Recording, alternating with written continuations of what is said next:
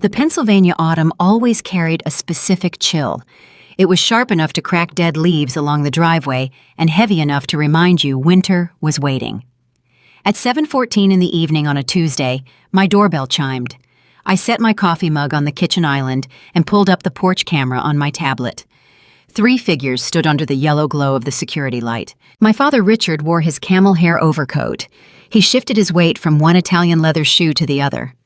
My mother Diane clutched a suede handbag to her chest like a Kevlar vest. Standing a half step behind them was a man I did not recognize. He wore a gray suit, wire-rimmed glasses, and carried a thick leather briefcase. I smoothed the front of my sweater, walked to the foyer, and turned the deadbolt. Rowena Diane said the moment the door swung open. Her voice dripped with a synthetic, fragile warmth. She reached out her hand, hovering inches from my arm, unwilling to actually make contact. "We are here to help you, honey." Richard cleared his throat. He avoided my eyes, choosing instead to focus on the brass house numbers bolted to the doorframe. "This is Dr. Aris. He is a specialist. He just wants to ask you a few questions." "For your own safety," Diane added, finishing the script. I stood in the doorway of the house I owned, looking at the 2 people who raised me. They had brought a hired psychiatrist to my front porch on a Tuesday night to declare me mentally incompetent. Welcome back to Still Drama Stories, where we sit with the quiet betrayals families never say out loud and the women who finally set them right. Drop a comment telling me your age and where you are listening from, and be sure to subscribe. Now let us get into it. In my profession, we call this a zero-day exploit. As an information security analyst, my job is to anticipate the exact moment a threat actor discovers a hidden vulnerability in a network. They slip through the firewall, bypass the authentication protocols, and seize control of the system before the target even realizes they are under attack. It relies entirely on the element of surprise. My parents stood on my porch, breathing the crisp evening air, confident they had just initiated a flawless zero-day strike. They expected shock. They anticipated tears, perhaps a shouting match they could document as erratic behavior. They needed a meltdown to justify the paperwork sitting inside Dr. Aris's briefcase. That paperwork was a medical evaluation required by the state of Pennsylvania to force an emergency guardianship and strip a 32-year-old woman of her legal autonomy. I looked at Dr. Aris. His grip on the briefcase was tight. He braced his shoulders, preparing for a chaotic encounter. Instead of screaming, I lifted my wrist and glanced at my smartwatch. The digital display read 7:16. "It is cold out," I said, keeping my voice level, pulling the door open wider. "Come inside. I just made a fresh pot of coffee." Diane blinked. The rehearsed tragedy on her face fractured for a fraction of a second. Richard's jaw tightened. They exchanged a rapid, silent glance. This was not the reaction they had mapped out. They stepped over the threshold. The familiar scent of my father's cologne drifted into the entryway, mingling with the smell of rain on Diane's wool coat. I closed the door behind them. The heavy brass lock slid into place with a definitive metallic click. My heart did not pound. My palms did not sweat. When you spend your life analyzing threats, you learn to detach the moment the alarm sounds. You isolate the breach. You secure the perimeter. They thought they were ambushing me. They thought they were going to seize the $6.5 million trust fund my grandfather left me. They needed that capital to bail my older sister Sabrina out of her crushing business debts. My grandfather had bypassed Richard and Sabrina, leaving his estate to the only person in the family who understood the value of $1. Richard never forgave me for it. Sabrina just demanded her cut. Now facing foreclosure on her failing boutique, they decided my sanity was an acceptable price to pay for her salvation. They believed they held the board. They did not know I had been waiting for them. A successful cyber attack requires operational security. An attacker must wipe their logs. My parents were not hackers. They were arrogant traditionalists who believed their parental authority was unquestionable. They assumed my personal life was as unmonitored as my childhood bedroom had been. They assumed wrong. I knew this confrontation was coming. 42 days earlier, they left a sloppy digital fingerprint on my server. And in those 42 days, I had engineered a defense protocol they would never unravel.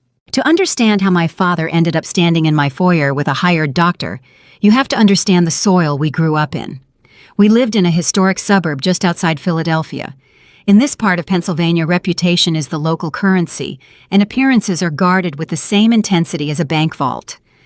People value old money, legal precision, and traditional social structures. Families belong to the same country clubs for generations. You keep your lawn manicured, your debts hidden, and your children in their designated lanes. Any deviation from the script is treated as a personal failure. My older sister Sabrina never had trouble staying in her lane because my parents paved it with gold. Sabrina was a former pageant winner.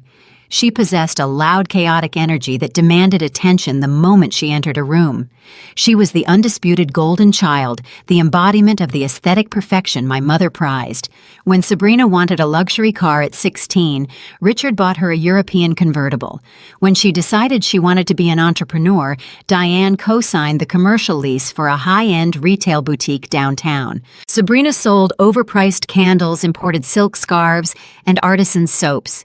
She treated the business like a vanity project. She staffed the floor with her friends closed early when she felt tired and drained the business accounts to fund a lifestyle she had not earned. Her demands were constant and shrill. If a vendor complained about late payments, Sabrina framed it as a personal attack against her vision. My parents rushed in to soothe her bruised ego and cover the deficit. My role was to be the quiet background. I preferred the silence. I found comfort in logic in systems that followed strict rules and predictable outcomes. Computers made sense. They did not change their expectations based on who was watching or what mood they were in. That methodical nature made me a ghost in my own house. I did not require rescuing, so I was largely ignored. But my quiet competence caught the attention of the one person Richard truly feared. My paternal grandfather built a regional logistics company from a single delivery truck. He was a shrewd, calloused businessman who measured people by their actions, not their noise. During holiday gatherings, while Sabrina performed for the adults and my parents beamed with pride, my grandfather would retreat to his study. I often followed him. Instead of chasing me out, he taught me how to read balance sheets. He showed me how to identify hidden liabilities and bloated expenses. He recognized a pragmatic intelligence in me that the rest of the family dismissed as coldness. He died when I was 25. The reading of his will took place in a mahogany-paneled office in Center City. Richard arrived in his best suit expecting to inherit the empire. Sabrina sat with her legs crossed, waiting for the inevitable windfall that would fund her next buying trip to Milan. Instead, the estate attorney read a document that severed the family hierarchy. My grandfather bypassed his own son. He bypassed his golden grandchild. He left a liquid trust worth $6.5 million solely to me. There were strict parameters attached to the money. The funds were locked in a revocable structure until my 30th birthday. I could not access the principal, and my parents could not contest it. The attorney handed me a thick folder, and the room went silent. Richard stared at the desk. Diane stopped breathing. Sabrina looked at me as if I had stolen the money directly from her purse. For 5 years, the money sat in a diversified portfolio, quietly compounding. By the time I turned 30, I had already built my own life. I held a demanding job analyzing network vulnerabilities and blocking unauthorized access for a major financial institution. I earned a low 6-figure salary. I bought a modest home. I paid my bills on time. I did not buy a European convertible. I did not upgrade my wardrobe to signal my new net worth. I let the trust grow, acting as if it did not exist. To Richard and Diane, my financial independence felt like a deliberate insult. In their world, children relied on their parents to maintain the social order. The fact that I had more capital than them meant they had no leverage over me. They could not control my choices because they did not fund my survival. They viewed my refusal to spend the money as a personal rejection of their lifestyle. While my net worth increased quietly in the background, Sabrina's boutique was hemorrhaging cash. Retail relies on discipline, a trait Sabrina severely lacked. She took out business loans to cover inventory she never sold. She opened new credit lines to fund trips she claimed were for sourcing materials, but were actually luxury vacations. The debt spiraled. By the spring of this year, Sabrina owed $400,000 to various creditors. The letters started arriving with red urgent stamps. The bank threatened foreclosure on the storefront. Vendors refused to ship products. Sabrina spent her days crying on my parents' couch, blaming the economy, the foot traffic, and the local demographics. My parents tried to bail her out. They liquidated their own modest savings. But it was like pouring a glass of water into a sinkhole. The panic in their house became a physical presence. It was a low hum of desperation you could feel the moment you walked through their front door. They needed an injection of capital. They needed a rescue package, and they knew exactly where $6.5 million was sitting untouched. That brings us to a Sunday dinner just over a month before they showed up on my porch with a psychiatrist. We sat around their formal dining table. The roast chicken sat untouched in the center. The silver flatware gleamed under the chandelier. Sabrina was crying. Her tears were practiced sliding down her cheeks while she gripped a linen napkin. She directed her performance entirely at Richard. She listed her failing vendors. The aggressive bank notices the unfairness of the local market.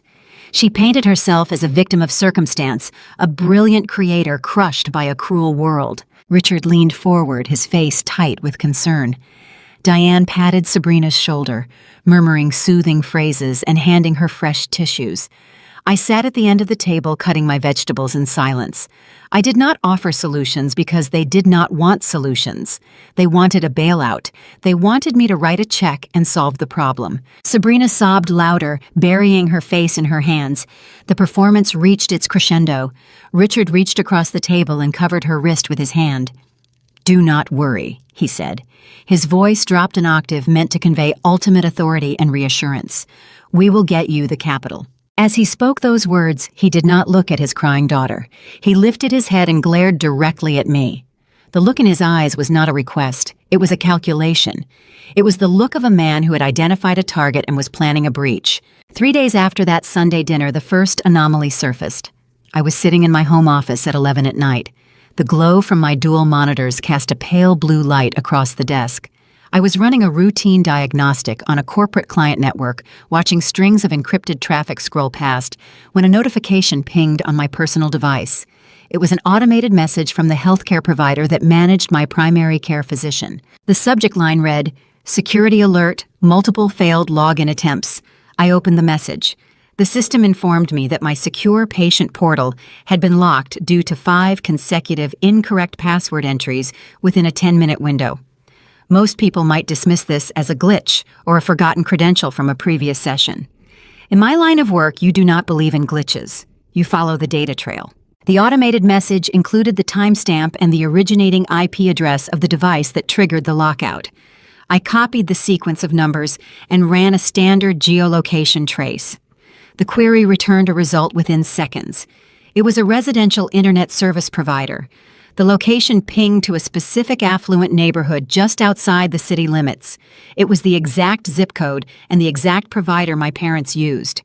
In fact, it was the specific static IP of the router I had personally configured for them the previous Thanksgiving when Richard complained his wireless signal was dropping during golf broadcasts. Someone sitting inside their house had been trying to guess the password to my private medical records. I stared at the screen, letting the information settle into a cold knot in my chest. Richard and Diane struggled to connect their smart television to the network. The idea of them attempting a brute force breach on a secure medical database was almost laughable, except they had tried. They had navigated to the clinic website, entered my email address, and guessed passwords until the system shut them out. Why would my parents want my medical history? I had not been seriously ill since childhood. The question kept me awake long past midnight, turning over the variables in my mind. The answer arrived the next morning disguised as maternal affection. My phone rang at 8:15 while I was pouring my first cup of coffee. The caller ID showed Diane. I took a slow breath, cleared my throat, and answered. "Good morning," I said. "Rowena, honey," Diane began. Her voice was pitched a half-step higher than normal. It carried a sing-song quality she usually reserved for public gatherings or when she needed a favor from a neighbor. "I am just calling to check on you. You have been on my mind all morning." "I am fine, Mom. Just getting ready for work. Are you sleeping well?" The question came a little too quickly. "You looked so exhausted at dinner on Sunday. Your eyes were dark. It worried your father and me." "I slept fine," I replied, keeping my tone neutral. "Are you sure? Because you know how stress affects you. Your job is so demanding. You stare at those screens all day dealing with all those cyber threats. It is not healthy to isolate yourself. Are you eating properly? Have you been feeling anxious lately?" In cybersecurity, we train corporate employees to recognize this exact tactic. It is called social engineering. A threat actor contacts a target posing as a trusted entity. They use familiarity and fake urgency to extract sensitive information or compromise security protocols. It is a phishing expedition. Diane was not calling to check on her daughter. She was probing for a vulnerability. She wanted me to complain about exhaustion. She wanted me to admit to feeling overwhelmed or anxious.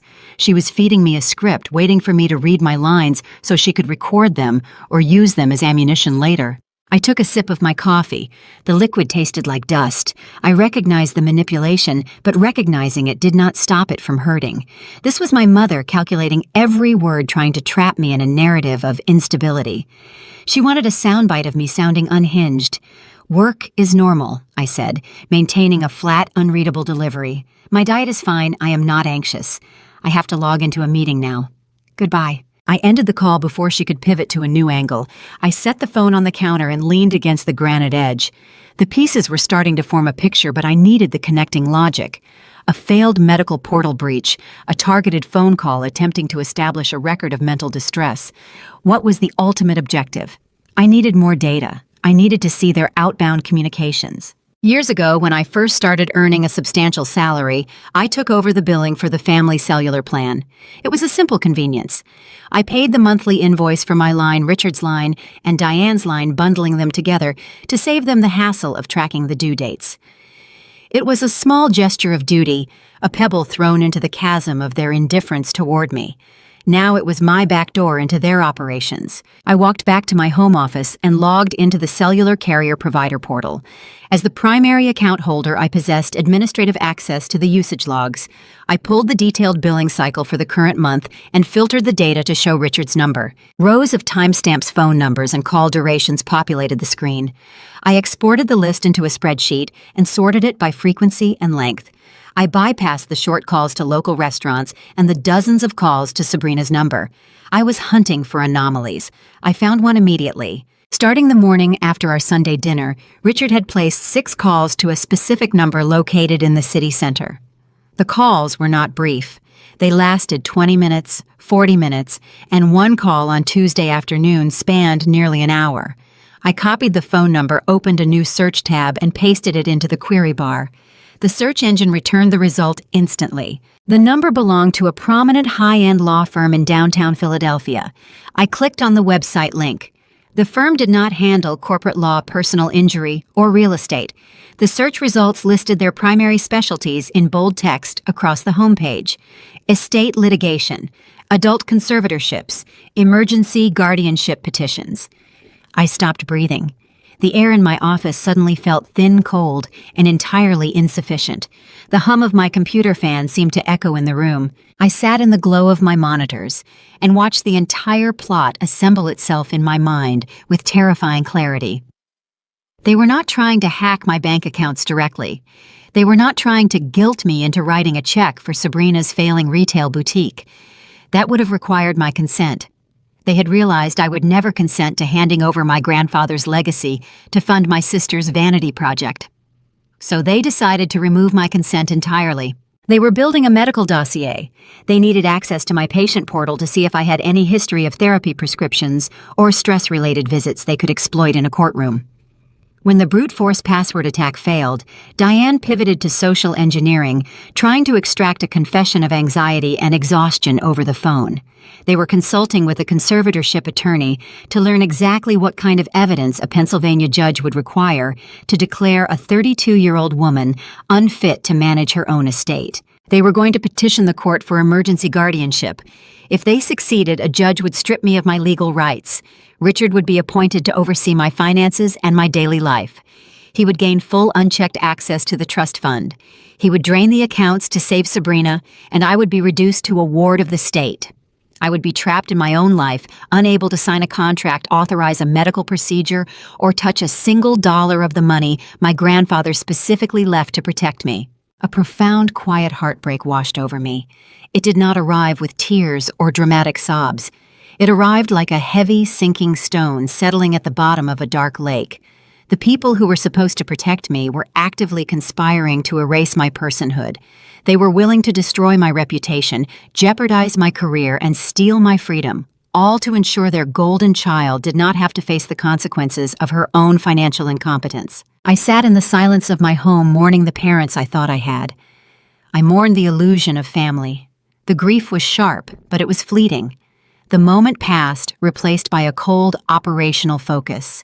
In the security industry, once a threat is identified and the vector is known, you do not panic. You isolate the compromised nodes. You strengthen the perimeter. You prepare the countermeasure. Richard and Diane thought they were dealing with a naive, compliant daughter who would crumble under the weight of their authority. They forgot what I did for a living.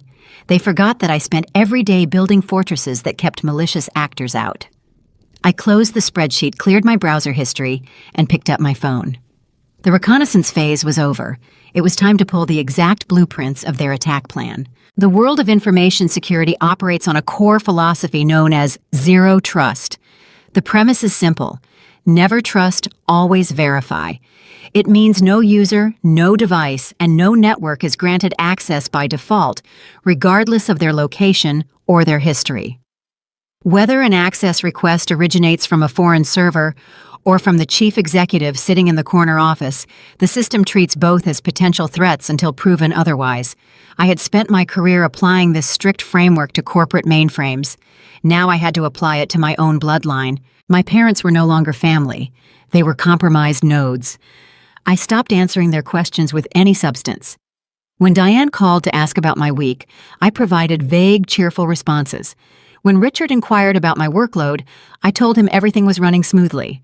I became a mirror reflecting their false warmth right back at them while I quietly gathered data. The opportunity to collect actionable intelligence arrived the following weekend during my parents' annual autumn barbecue. It was a staple event in their social calendar, designed to showcase their manicured lawn and their curated life to the neighborhood. I attended out of necessity. Avoiding the event would have signaled that I knew something was wrong. I needed them to believe I was oblivious. The afternoon air carried the scent of burning charcoal and expensive cigars. Sabrina held court on the stone patio wearing a designer's sundress, laughing a little too loudly at jokes made by the country club wives. Her husband Greg hovered near the outdoor kitchen. Greg was a man who possessed expensive tastes and very loose lips. He married my sister for the aesthetic of wealth, assuming my parents would always provide a safety net for his luxury car leases and golf club memberships. Whenever the financial reality of Sabrina's failing boutique threatened his lifestyle, Greg self-medicated with high-end bourbon. By 4:00, Greg was on his third glass. I found him leaning against the granite counter of the grill station, staring sullenly at the ice bucket. I approached him, holding a glass of sparkling water, and offered a polite smile. "You look like you are deep in thought," I said. Greg snorted and took a heavy swallow of his drink. "Just thinking about the retail market," he muttered. "Sabrina is stressed. The boutique is facing some serious headwinds.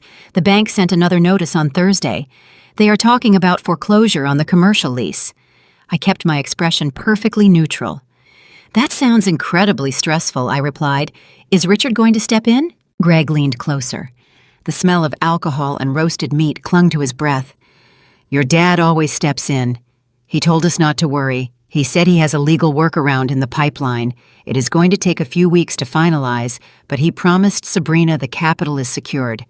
A legal workaround." The phrase hung in the air between us. Greg had just confirmed the timeline and the intent. Richard was not taking out a conventional loan. He was executing a legal maneuver to secure capital. My capital. I nodded sympathetically. "Well, it is good to know he has a plan." Greg drained his glass. "Yeah, well, your dad plays to win." I excused myself and walked back into the house. Greg's drunken slip was valuable, but hearsay at a family barbecue would not hold up in a Pennsylvania courtroom. If I wanted to preempt their strike, I needed documentary evidence. I needed to see the communications between Richard and the conservatorship attorney. I needed hard proof. 3 days later, I engineered the breach. Diane called me on a Wednesday afternoon, her voice thick with frustration. She complained that the wireless router in their den was dropping the signal again, preventing her from streaming her evening shows. This was a recurring issue, one I usually resolved with a simple reboot and a firmware update. In the past, I viewed these tech support visits as a chore. Today I viewed the request as an engraved invitation. I arrived at their house just after 6. The sun was dipping below the horizon, casting long dark shadows across their pristine driveway. Diane let me in, kissed my cheek, and immediately retreated to the kitchen to check on a roast she was preparing. Richard was upstairs taking a shower after his golf game. I had the ground floor to myself. I walked directly to the den. The room was Richard's sanctuary, lined with dark oak bookshelves and leather seating. His desktop computer sat on a heavy mahogany desk, but I ignored it. I knew he rarely used the desktop for email. He preferred his tablet. I found his iPad resting on the side table next to his reading chair. People of my father's generation often prioritize convenience over security. They find passcodes tedious. Richard was no exception. I tapped the screen. It woke up instantly, bypassing any lock screen authentication. The device was unsecured. I moved quickly. I opened his email application and tapped the search bar. I typed the domain name of the law firm I had identified from the cellular billing logs. The screen populated with a thread of messages spanning the last 3 weeks. The sender was an attorney named Davis. I tapped the most recent email and began to read. My heart beat in a slow, measured rhythm. The message laid out the entire strategy in sterile legal terminology. Attorney Davis advised Richard and Diane that a standard conservatorship would be difficult to obtain given my age and employment status. However, an emergency guardianship petition could bypass the standard waiting periods if they could demonstrate that I posed an immediate danger to myself or my assets due to a severe mental decline. Davis explicitly outlined the narrative they needed to construct. He instructed my parents to document my high-stress tech job as the catalyst for a nervous breakdown.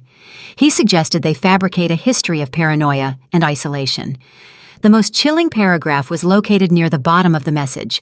I pulled my own phone from my pocket and began photographing the iPad screen. The camera shutter clicked silently as I captured every line of text. The attorney wrote that the courts would require a medical evaluation to substantiate the emergency petition. Because they knew I would never voluntarily submit to a psychological exam, Davis proposed a solution. He advised them to hire a sympathetic private psychiatrist to conduct an ambush evaluation. The doctor would arrive unannounced, provoke a reaction, and draft a preliminary assessment based on my hostility and refusal to cooperate. That assessment would be the final piece of evidence required to file the petition and freeze my trust fund. I photographed the final email in the thread where Richard replied with a single sentence. "Let us proceed with the doctor. Sabrina needs the funds by the end of next month." I set the iPad back on the side table, placing it in the exact position and orientation I found it. I stood in the center of my childhood home, surrounded by framed photographs of family vacations and holiday dinners. I looked at a picture of Richard holding me on his shoulders when I was 5 years old. I looked at a portrait of Diane brushing my hair before a middle school dance. The profound, irreversible death of my childhood trust echoed through the quiet room. They were going to send a doctor to my door to declare me insane. They were going to weaponize my stressful career and turn my desire for privacy into a symptom of a fabricated illness. They were going to steal my grandfather's money, strip me of my human rights, and lock me in a legal cage, all to ensure Sabrina could continue selling imported soaps. I did not feel anger in that moment. Anger is hot and reckless. Anger makes you sloppy. What I felt was a freezing, total clarity. They had shown me their playbook. They had revealed their intended point of entry and their method of attack. Rowena Diane's voice echoed down the hallway from the kitchen. "Did you fix the router yet? I am setting the table for dinner." I took a slow breath. I smoothed my expression into a mask of compliant, helpful daughters everywhere. I slipped my phone into my pocket, feeling the weight of the digital evidence resting against my side. "It is all fixed." "Mom," I called back, my voice steady and cheerful. "I am coming right down." I walked out of the den and into the bright light of the kitchen. Diane smiled at me, stirring a pot on the stove. I smiled back. I sat at their table, ate their food, and listened to them talk about the weather and the neighbors. I played my part flawlessly, knowing that the countdown had already started. I was now in a race against time. I had the threat intelligence. I knew the exact nature of their legal workaround. Now I had to build an impenetrable legal firewall to ensure that when they finally launched their zero-day exploit, they would crash directly into a concrete wall. The morning sun cut through the blinds of my home office. I sat at my desk watching the printer spit out high-resolution images of my father's iPad screen. Each page contained a piece of the blueprint they intended to use against me. I gathered the warm sheets of paper, slid them into a secure folder, and drove into the heart of Philadelphia. My destination was a limestone building on Walnut Street, home to the law firm that had managed my grandfather's business affairs for 3 decades.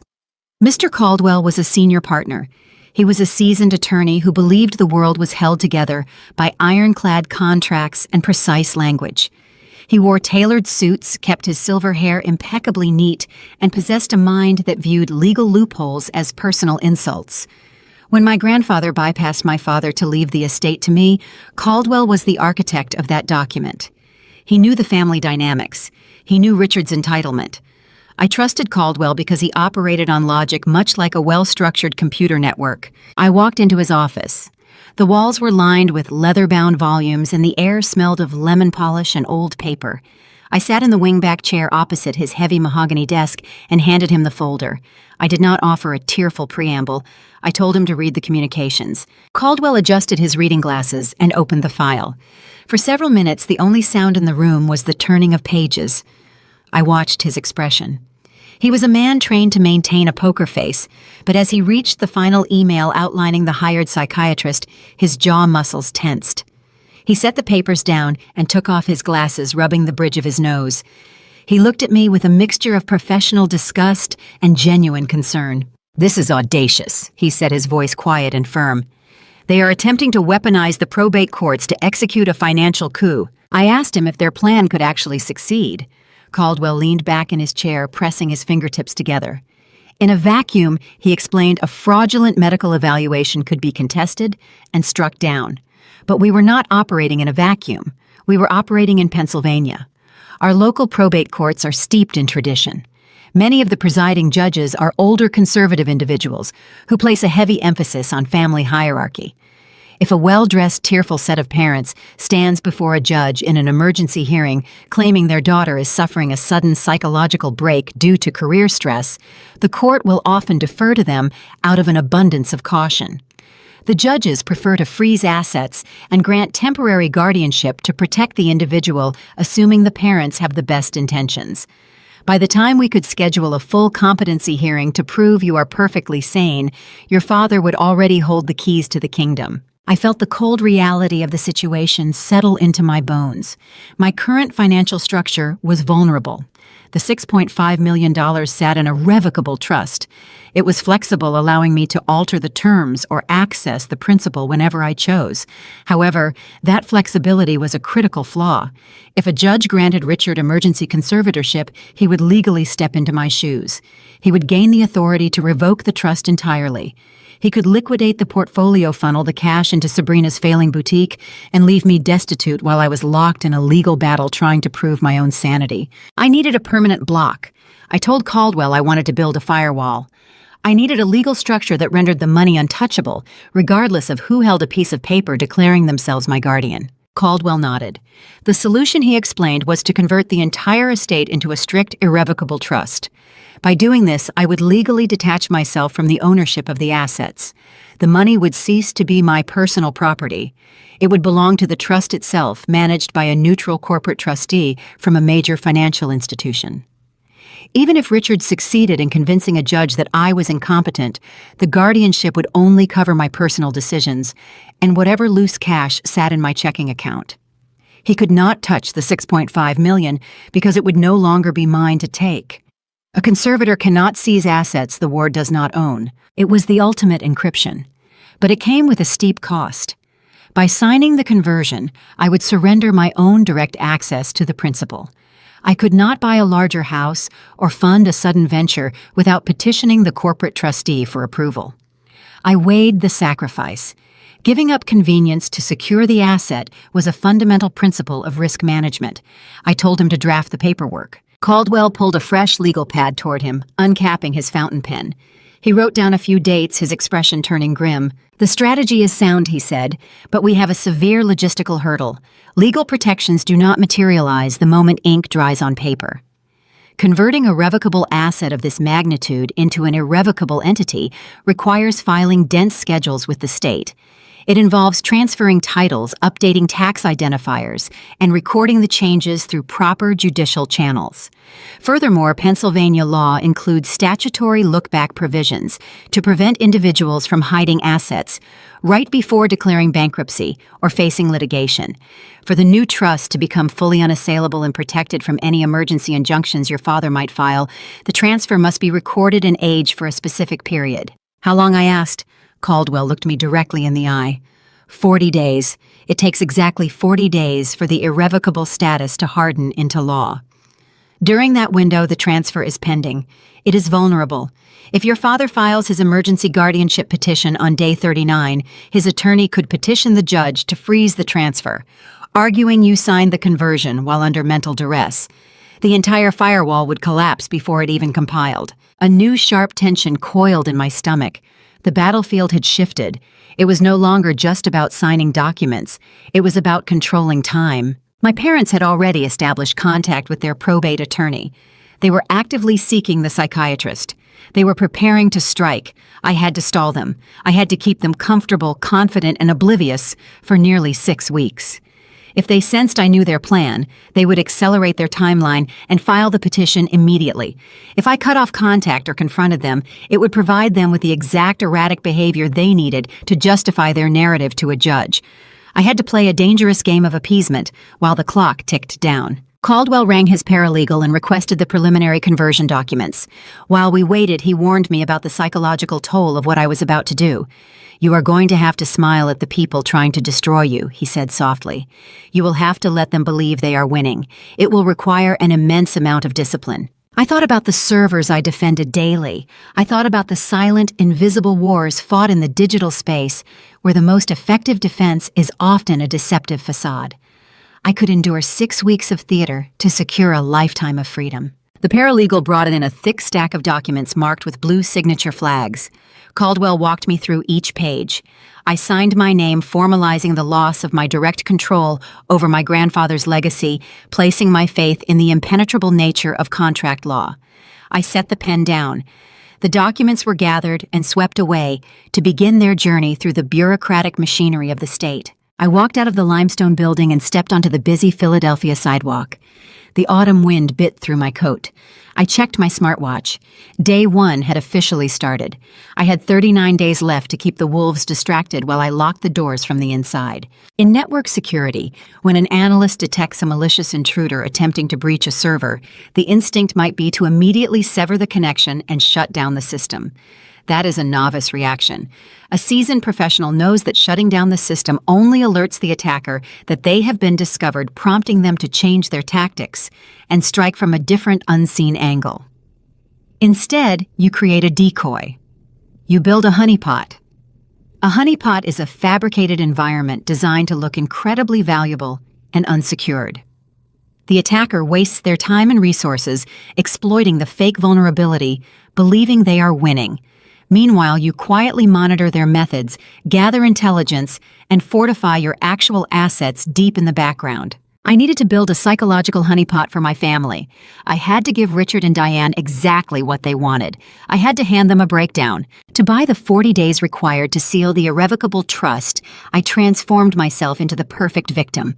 I waited until a Thursday evening to initiate the sequence. Thursday was the night Diane typically sorted the household mail and felt most attuned to her own domestic authority. I dialed her number and forced my breathing to become shallow and uneven. When she answered, I let my voice shake. I told her I was exhausted. I complained about my workload, claiming my corporate managers were monitoring my keystrokes and plotting to terminate my contract. I used very specific vocabulary. I said I felt overwhelmed. I said I was struggling with paranoia. I told her the immense pressure was making it difficult to sleep or eat. The silence on the other end of the line was thick with predatory excitement. Diane tried to sound soothing, adopting a gentle maternal cadence, but the performance was hollow. I could hear the rapid tapping of her acrylic nails against the kitchen counter. She was taking notes. She advised me to rest, to take time off, and promised that she and Richard would handle everything. I hung up the phone and stared at the dark screen, feeling a wave of nausea wash over me. I had just provided them with the exact sound bites their probate attorney requested. The social campaign began almost immediately. Diane was a master of the suburban whisper network. Years ago, when Sabrina dropped out of her prestigious university due to failing grades, Diane convinced the entire Pennsylvania neighborhood that Sabrina had contracted a rare immune disorder and needed a holistic healing retreat. Diane could spin any failure into a tragedy of circumstance. Now she deployed those same skills against me. Within a week, the narrative took root. My Aunt Vivian called me on a Tuesday morning, her tone dripping with weaponized pity, asking if I needed a referral to a private wellness clinic. Neighbors gave me sympathetic nods when I went to pick up my mail. Diane and Richard were fertilizing the soil for their legal petition. They were ensuring that when the emergency guardianship hit the court docket, the entire community would view it as a merciful intervention rather than a hostile takeover. The most grueling performance took place on day 24. The monthly family dinner was unavoidable. Skipping it would have signaled defiance and tipped my hand. I had to attend, and I had to look the part. I arrived at my parents' home 20 minutes late. I wore a wrinkled, oversized sweater and skipped my usual makeup routine, allowing the natural dark circles under my eyes to show. I walked into the dining room with my shoulders slumped. I sat at the table and pushed the roast beef around my plate, jumping slightly whenever a fork clinked against the fine china. The physical theater of it was draining. Sabrina sat across from me, glowing with an unearned, radiant confidence. She handed me a small, expensive glass bottle of lavender essential oil across the table. Her face was pulled into a mask of deep, patronizing concern. "You need to prioritize self-care, Rowena." Sabrina said, her voice loud enough for the entire room to hear. "You cannot keep running yourself into the ground like this. It is not healthy." I took the bottle with trembling fingers and thanked her softly.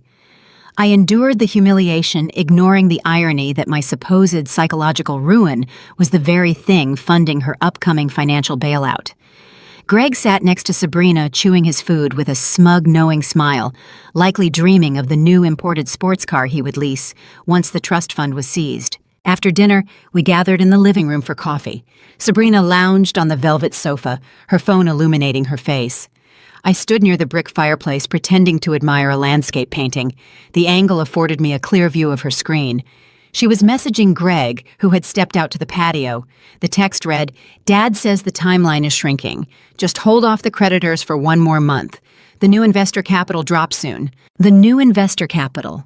She meant my grandfather's trust. She meant the very foundation of my independence. I gripped the edge of the wooden mantelpiece to steady my hands, focusing on the rough texture of the grain to keep my composure. To maintain my sanity during this agonizing period, I kept a hard-bound black notebook locked inside a fireproof safe in my home office. Every night, I documented the day's events with clinical detachment. I recorded the date, the time, and the exact quotes from my parents and sister. I logged the missed calls from Diane, the sudden inquiries from extended relatives, and the covert texts I managed to intercept. The emotional toll of playing the victim was immense. It is a profound, specific agony to sit in a room full of your own blood relatives and realize their greatest joy is your manufactured destruction. They were celebrating my deterioration because it paved the golden road to their salvation.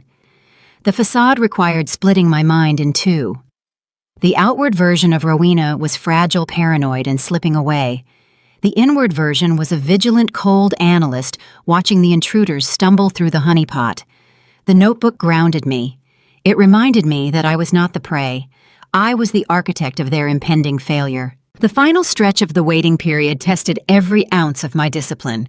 Every time a vehicle slowed down in front of my house, I expected to see a process server walking up the driveway with a stack of court documents. Every time my phone vibrated, I anticipated a call from Richard, demanding I open the door for his hired psychiatrist. I drank too much coffee. I paced the hardwood floors of my living room late into the night. I had to remain entirely passive while my parents sharpened their knives in the dark. Day 38 arrived on a Thursday morning.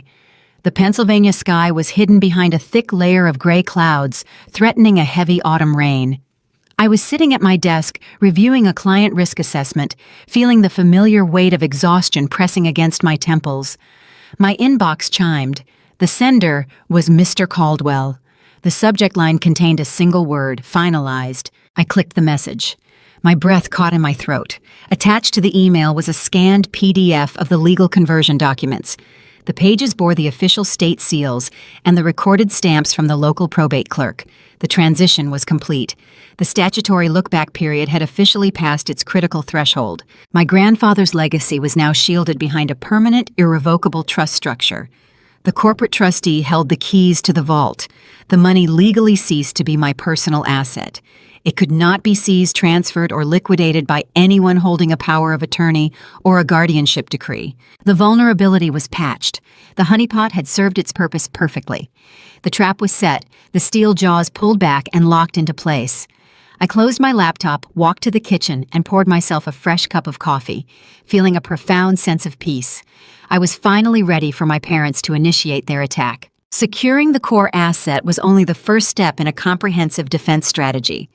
In my field of information security, hardening the central server means nothing if you leave the lateral access points unguarded. A dedicated threat actor will simply pivot, searching for secondary doors to breach the network and extract whatever value they can find. Richard and Diane had lost their primary target, though they remained blissfully unaware of their failure. I needed to ensure they could not inflict collateral damage when the realization finally hit them. The final phase of my lockdown commenced immediately. I approached this undertaking with the same clinical detachment I applied to a corporate data breach. This was not an act of vengeance born from anger. It was basic risk mitigation. I was patching vulnerabilities across my entire life. My first target was the legacy banking system. For my entire adult life, I had maintained my checking and savings accounts at the same regional Pennsylvania bank my parents used. It was a local institution where the branch manager played golf with Richard and the tellers knew Diane by her first name. In a traditional community that thrives on interconnected relationships, that kind of familiarity is a severe security risk. If Richard walked into that lobby and handed the manager a fraudulent guardianship order, the funds would likely be frozen before a legal review even began. I logged into the online banking portal and severed the connections. I transferred my entire liquid balance to a private, out-of-state financial institution. I updated my direct deposit routing numbers with my employer and closed the local accounts. The local bank manager called me later that afternoon, sounding concerned, asking why I was pulling my funds. I told him my corporate payroll required a specific national vendor to process my tech salary. It was a polite fiction that closed the door seamlessly. The financial umbilical cord was cut. The next vulnerability required a physical visit. I drove to my primary care physician. The clinic sat in a red brick building just a few miles from my childhood home. For years, I had kept Diane on my health insurance privacy authorization form as a backup emergency contact. It was a relic from my early 20s, a time when I still believed my mother would comfort me if I fell ill. I stood at the reception desk and requested a blank revocation form. The receptionist, a woman who had seen my mother in the waiting room countless times over the decades, looked puzzled. I filled out the paperwork with a heavy black pen. I explicitly revoked all medical information sharing privileges for Richard and Diane Sinclair. I drew a dark, firm line through their names. I handed the form back and requested a certified copy for my records. If Dr. Aris or any other hired physician tried to subpoena my medical history to bolster their fabricated narrative, they would crash headfirst into a federal privacy wall. While at the clinic, I executed a new advanced healthcare directive. This document stripped my biological family of any right to make medical decisions on my behalf should I become incapacitated. I named David as my sole medical proxy. David and I had been together for 3 years. He was an architect, a man who built physical structures with the same quiet precision I used to build digital ones. Unlike Sabrina's husband Greg, who thrived on manufactured drama and expensive bourbon, David was a grounding force. He did not seek the spotlight. He valued stability, loyalty, and the quiet spaces between the noise. He had watched the toll my family took on me, offering steady support without ever demanding I sever ties before I was ready. He understood the complex grief of mourning parents who were still alive. Now I was making him the legal guardian of my physical well-being. The final exposure point was my own home. 4 years ago, shortly after I purchased the property, Diane had insisted on keeping a spare house key for emergencies. It hung on a brass hook in her kitchen, a constant reminder of her presumed access to my sanctuary. I hired a local locksmith. He arrived in an unmarked van on a quiet Friday morning. I instructed him to replace every exterior deadbolt and reprogram the keypad for the garage door. I stood on the porch and watched him drill out the old hardware. The grinding sound of metal giving way was incredibly satisfying. He installed heavy-duty commercial-grade locks. When he handed me the fresh brass keys, they felt cool and substantial against my palm. Diane's spare key was now nothing more than a useless piece of jagged metal. The physical perimeter was secure. That evening, David came over. He brought takeout from my favorite Thai restaurant and sat with me at the kitchen island. He watched me sort the new keys onto my ring. He knew everything about the 40-day waiting period, the honeypot strategy, and the impending guardianship petition. He had been my silent anchor through the most grueling performance of my life, watching me pretend to break down so my parents would feel victorious.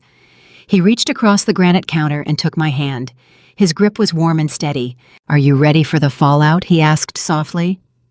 He did not mean the legal battle. We both knew the legal battle was already won.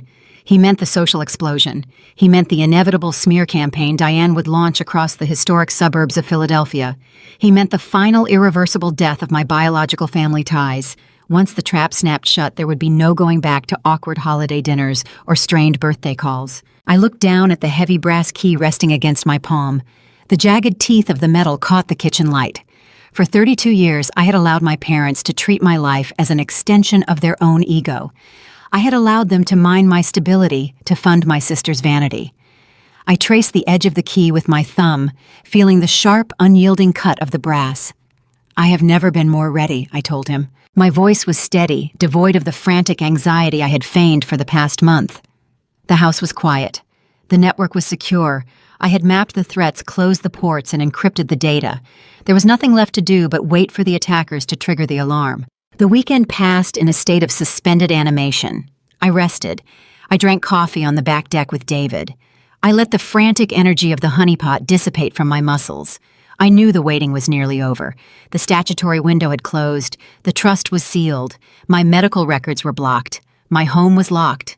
On Tuesday day, 42, the silence finally shattered. It was 7 in the evening. The autumn air outside was turning crisp and dark.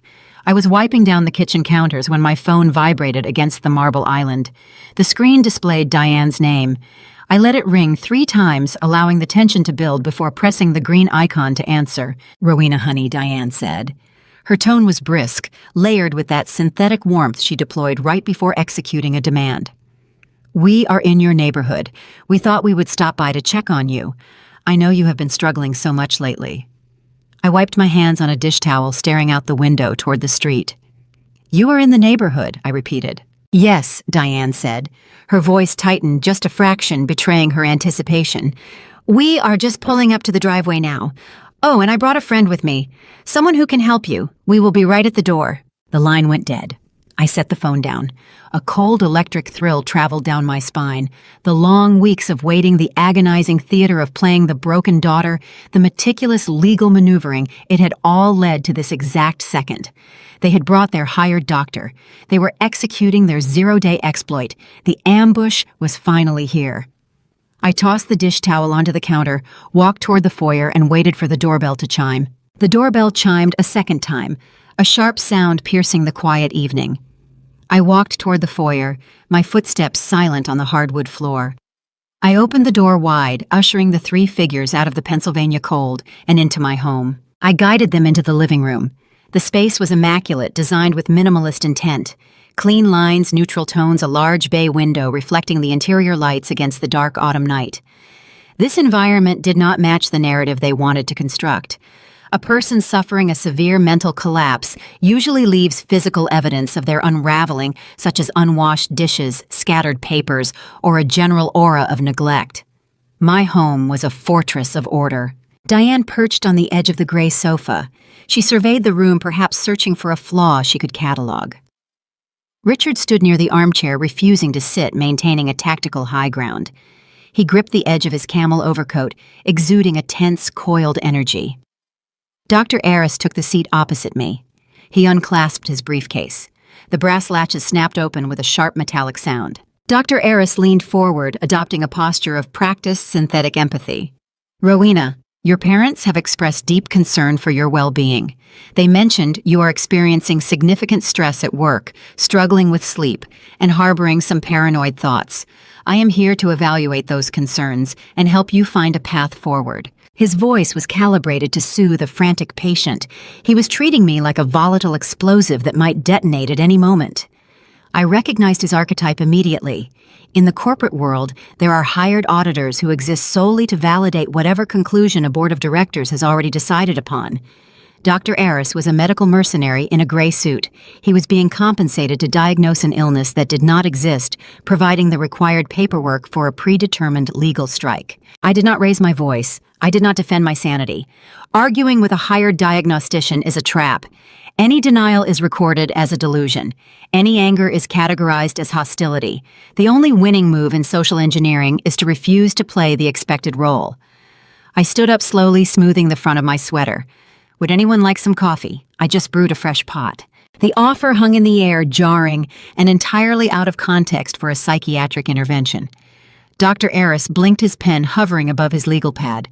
Diane opened her mouth, but no sound emerged. They were waiting for the erratic, crumbling daughter they had spoken to on the phone all month. Instead, they were facing a polite host offering a warm beverage. I walked to the kitchen island, poured a single cup for myself, and returned to the armchair. I took a slow sip, letting the silence stretch. Silence is a powerful interrogation tool. People naturally rush to fill a void, often revealing their true intentions in the process. Dr. Aris cleared his throat, attempting to regain control of the interaction. Rowena, ignoring the issue will not make it disappear. Your mother stated you believe your employers are monitoring your keystrokes. That kind of thinking indicates a break from reality. We need to discuss this before your condition worsens. I set my coffee mug on the coaster. I looked directly into his eyes, maintaining unbroken contact. You are a private practitioner, Dr. Aris. Is that correct? He hesitated, unprepared for an interview from the patient. Yes, I maintain a private practice in the city. I extended my right-hand palm up. I would like your business card, please. The request was simple, yet it disrupted the power dynamic entirely. He looked at Richard silently, asking for guidance. Richard gave a curt, tight nod. Dr. Aris reached into his breast pocket, retrieved a thick, cream-colored card, and handed it to me. I examined the embossed lettering noting the office address and the credential strings after his name. I folded the card once and slid it into the front pocket of my trousers. Thank you, I said, leaning back in my chair. That will be very useful for my records. Richard reached his breaking point. My father was a man who demanded submission. He spent his life commanding respect in country club locker rooms and corporate boardrooms.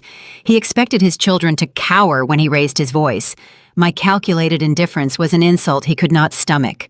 The red flush of fury crept up his neck, staining his crisp white collar. He stepped forward, closing the distance between us.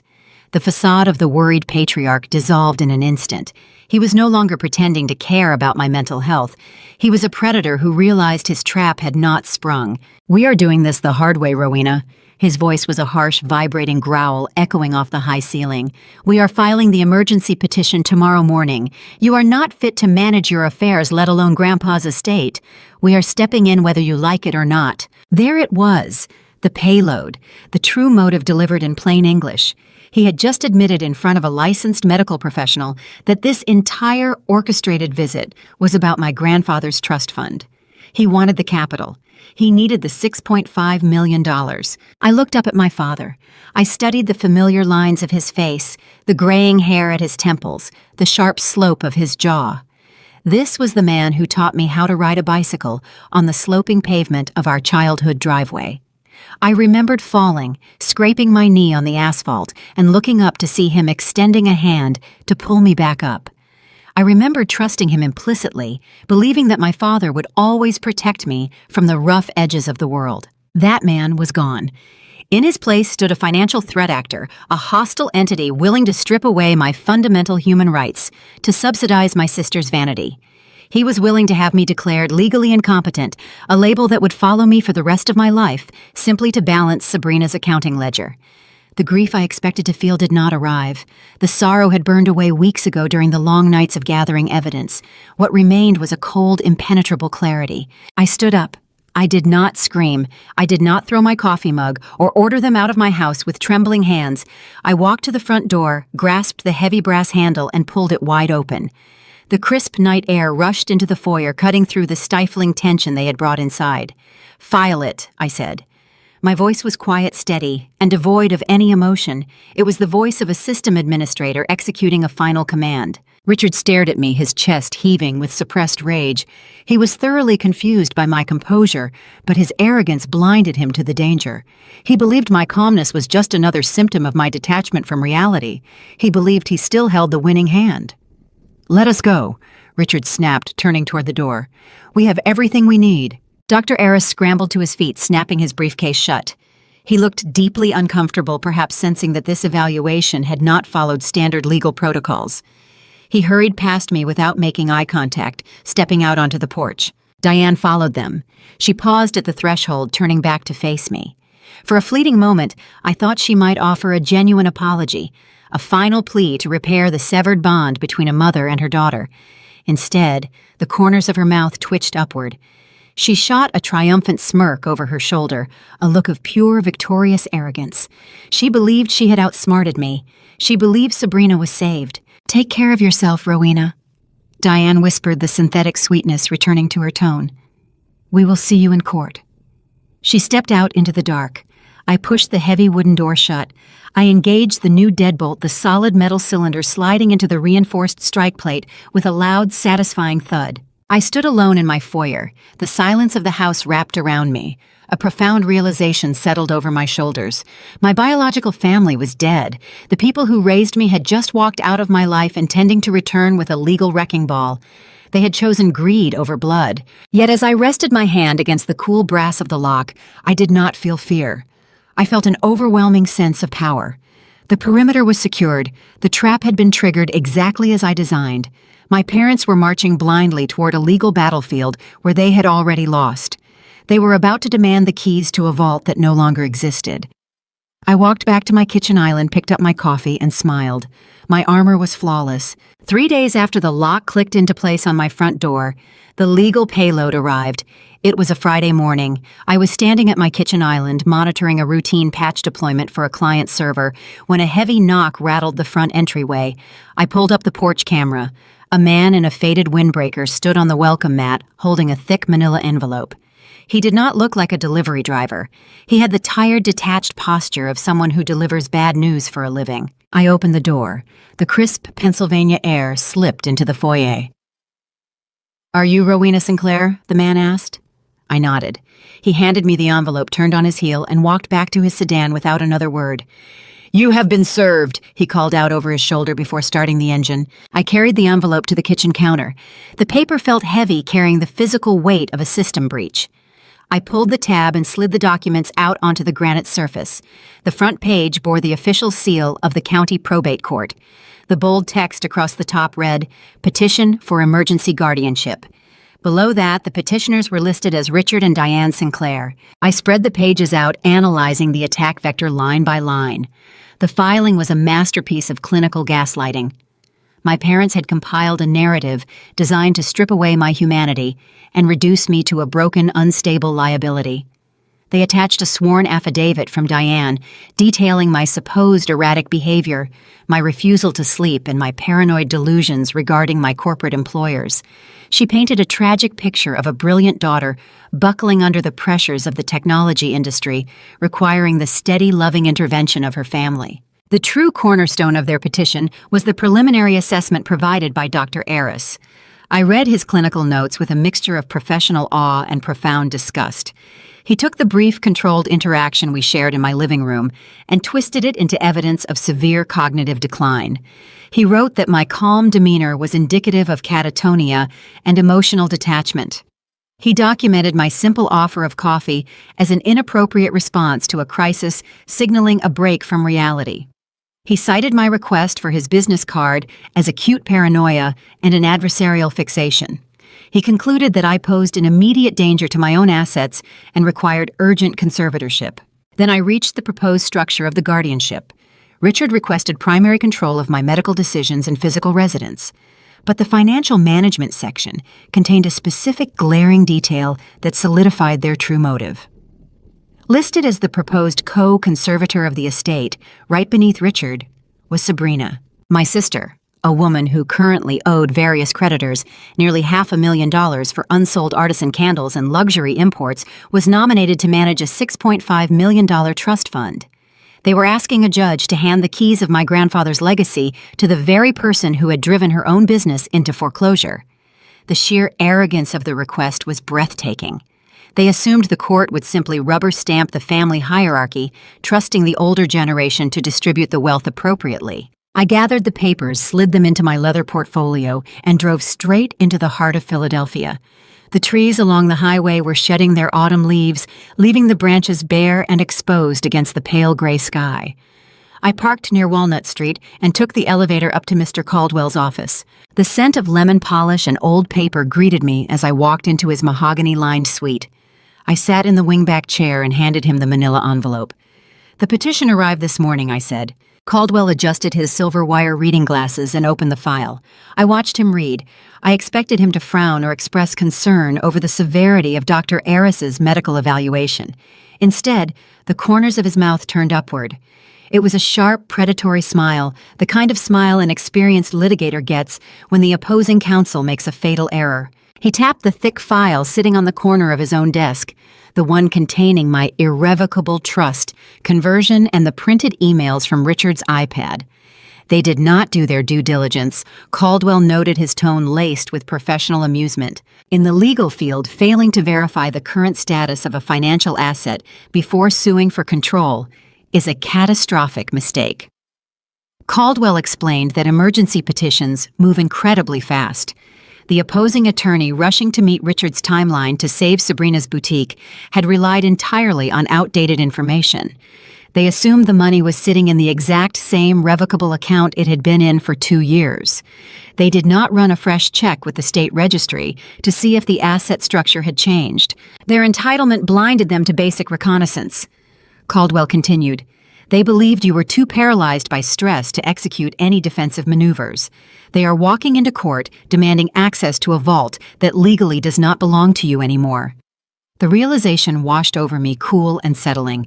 My parents' arrogance had made them sloppy. They were launching an attack based on obsolete network topology. The tension built steadily as the court date approached. A cyber threat actor will often run a secondary campaign to isolate their target from external support, cutting off communication lines to prevent the victim from seeking outside help. Diane executed this strategy perfectly through the suburban whisper network.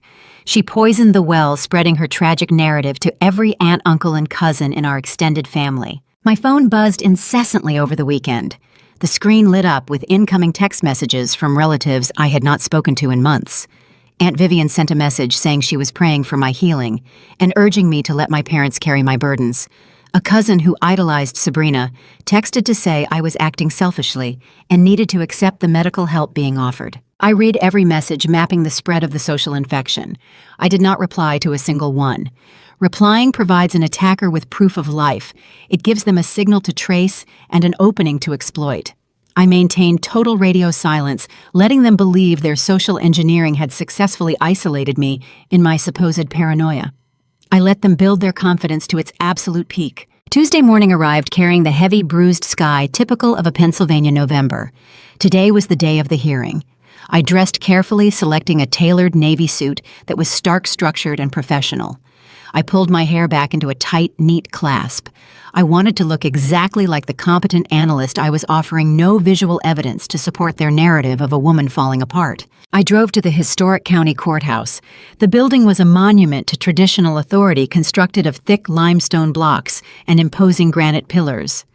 It was an environment designed to make the individual feel small and to reward strategic foresight. I parked my car and walked up the wide concrete steps. I pushed through the heavy wooden doors and stepped into the main lobby. My heels clicked against the polished marble floor, creating a steady, rhythmic echo that bounced off the vaulted ceilings. The air inside smelled like polished brass and centuries of old dust. I walked toward the designated chamber, carrying nothing but a slim leather portfolio containing my defense. The firewall was fortified. The perimeter was secured. The trap was fully operational. I approached the heavy oak doors of the courtroom, ready to step inside and execute my final protocol. The heavy oak doors swung inward, revealing the austere chambers of Judge Litton. The Pennsylvania courthouse felt less like a public building and more like a monument to unquestionable authority. The walls were paneled in dark-aged mahogany that seemed to absorb the light from the overhead fixtures. The ceilings were impossibly high, creating an acoustic environment where every shuffled paper and cleared throat echoed with amplified importance. The elevated bench loomed at the front of the room, serving as a physical representation of the power dynamic about to unfold. Judge Litton presided over this domain. He was a man in his late 60s, possessing a face carved from years of rendering decisive traditional judgments. His reputation was well known throughout the county legal circuit. He was a staunch defender of conventional family structures. He believed in the inherent goodness of parents protecting their children. In his courtroom, a tearful mother often held more evidentiary weight than a stack of clinical data. Richard and Diane had selected their battlefield perfectly. They knew this specific judge would be deeply receptive to a narrative featuring a loving family trying to rescue a wayward, broken daughter. I took my seat at the defense table next to Mr. Caldwell. I wore a sharp navy suit, tailored to project competence and stability. I kept my spine straight and my hands resting loosely on the table surface. I did not fidget. I did not cross my arms defensively. I simply existed in the space, observing the opposition. Across the center aisle sat the threat actors. Richard wore a charcoal suit of exceptional quality. He sat with his shoulders squared, projecting the solemn burden of a patriarch forced to make a terrible choice for the greater good. Diane sat beside him, wearing a modest, muted dress that suggested humility. She clutched a leather handbag in her lap, her knuckles appropriately white with manufactured tension. Sabrina occupied the seat nearest the gallery. My older sister had abandoned her usual vibrant, chaotic wardrobe for a subdued beige ensemble. She looked remarkably like a responsible, grieving sibling rather than a woman facing imminent commercial foreclosure and a mountain of retail debt. Their attorney, Mr. Davis, stood at the plaintiff table arranging his documents. He wore a custom pinstripe suit and an expensive timepiece that flashed whenever he gestured. He possessed the polished, predatory confidence of a litigator who billed by the hour and rarely lost an emergency petition. Davis approached the podium to deliver his opening statement. His voice was a practiced instrument, rich and resonant, designed to evoke maximum sympathy from the bench. He began by painting a comprehensive picture of my professional life. He described my career in information security, not as a challenging and rewarding field, but as a crushing, isolated existence.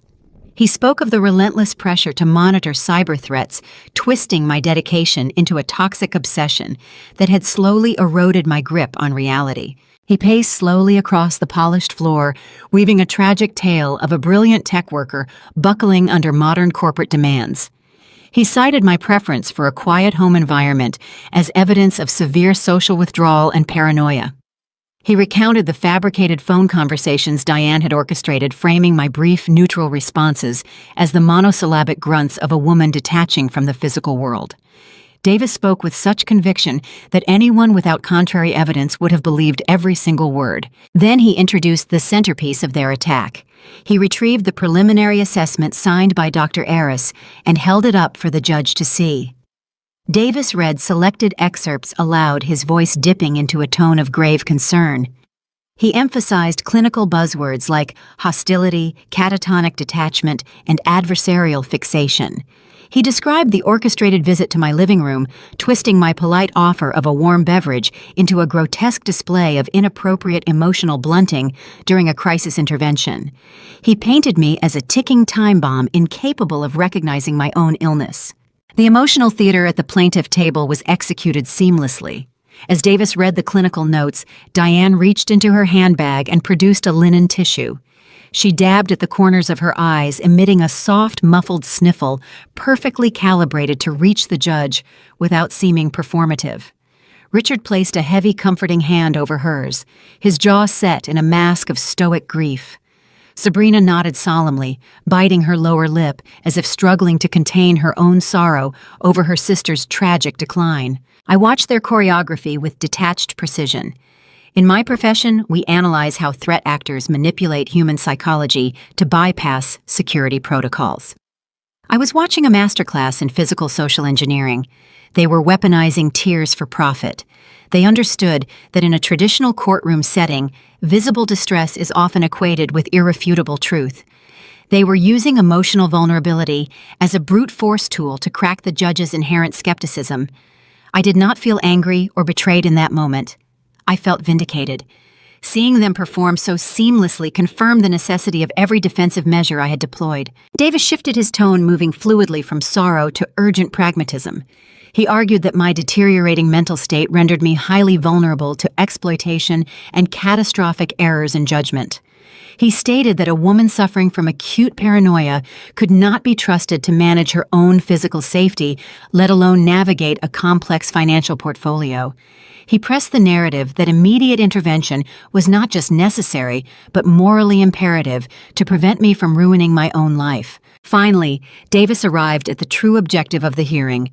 He formally petitioned the court to grant Richard and Diane immediate temporary guardianship. He requested full, unchecked authority over my medical decisions, my physical residence, and my financial accounts. He explicitly named the target asset. He urged the court to freeze the $6.5 million Sinclair Trust to protect those substantial assets from my supposedly erratic behavior. To complete the coup, Davis nominated Sabrina as the co-conservator of the estate. He framed this request as a practical, loving measure designed to assist my aging parents with the heavy administrative burden of managing such substantial wealth. The sheer audacity of the request hung in the quiet courtroom air. Sabrina, a woman actively drowning in nearly $500,000 of retail debt due to her own negligence, was being pitched to a judge as a responsible, steady financial steward for a multi-million-dollar trust fund. Judge Litton listened to the entire presentation with grave attention. He peered over the top of his reading glasses, his gaze shifting methodically from the weeping mother to the stoic father and finally resting on me. His expression was heavy, with what looked unmistakably like pity. He saw a successful young woman ruined by the pressures of the modern world. He was fully accepting the narrative constructed by the expensive attorney. The judge believed he was looking at a genuine tragedy that required his immediate authoritative intervention to prevent further harm to a vulnerable citizen. Davis concluded his statement thanking the court for its time. He returned to his seat with the confident, relaxed stride of a man who believed he had just secured a very lucrative and effortless victory.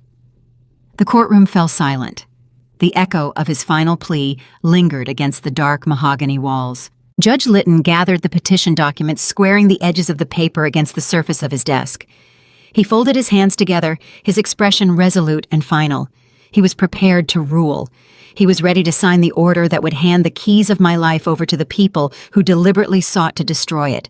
He was seconds away from freezing my assets and transferring my autonomy to Richard. Then, almost as a procedural afterthought, the judge shifted his focus to the defense table. He looked directly at Mr. Caldwell, who had been sitting quietly through the entire performance, his hands resting on his own closed leather folder. Judge Litton cleared his throat, his voice carrying the full, resonant authority of the Pennsylvania judicial system. Does the respondent have anything to present before I rule on the temporary hold of these assets? The echo of Judge Litton asking his question faded into the corners of the dark mahogany room. The silence that followed was dense. It was the kind of silence that precedes a tectonic shift. Mr. Caldwell did not rush. He stood up from our defense table with a deliberate, measured grace, taking a moment to button the center button of his tailored suit jacket. He did not look at Richard. He did not look at Diane. He did not even glance at Mr. Davis, the polished litigator who had just spent the last 20 minutes spinning a fictional tragedy. Caldwell focused entirely on the bench. "We do have a presentation, Your Honor," Caldwell said. His voice was calm, contrasting sharply with the urgent emotional cadence Davis had utilized. "However, we are not calling any character witnesses today. We are not submitting counter-medical evaluations." A ripple of confusion passed through the plaintiff table. In emergency guardianship hearings, the defense typically scrambles to prove the competence of the respondent. They bring in friends, co-workers, and alternate doctors to testify that the person in question is perfectly sane. Davis had anticipated a medical debate. He had prepared for a war of psychological attrition. Arguing sanity against a hired diagnostician is a futile endeavor. It is akin to debating the existence of a security breach with the hacker who orchestrated it. Caldwell bypassed the medical theater entirely. He reached down and picked up a single bound leather folder from our table. He bypassed the emotional narrative and targeted the structural foundation of their lawsuit. He signaled the bailiff. The uniformed officer stepped forward, his heavy boots making a dull, rhythmic sound against the polished floor. Caldwell handed the folder to the bailiff, who then carried it up the wooden steps to the judge's elevated desk. "Your Honor." Caldwell continued, his tone remaining conversational, yet carrying a razor-sharp edge. "The petitioners have spent a considerable amount of time outlining my client's supposed vulnerabilities. They have requested sweeping authority over her personal life.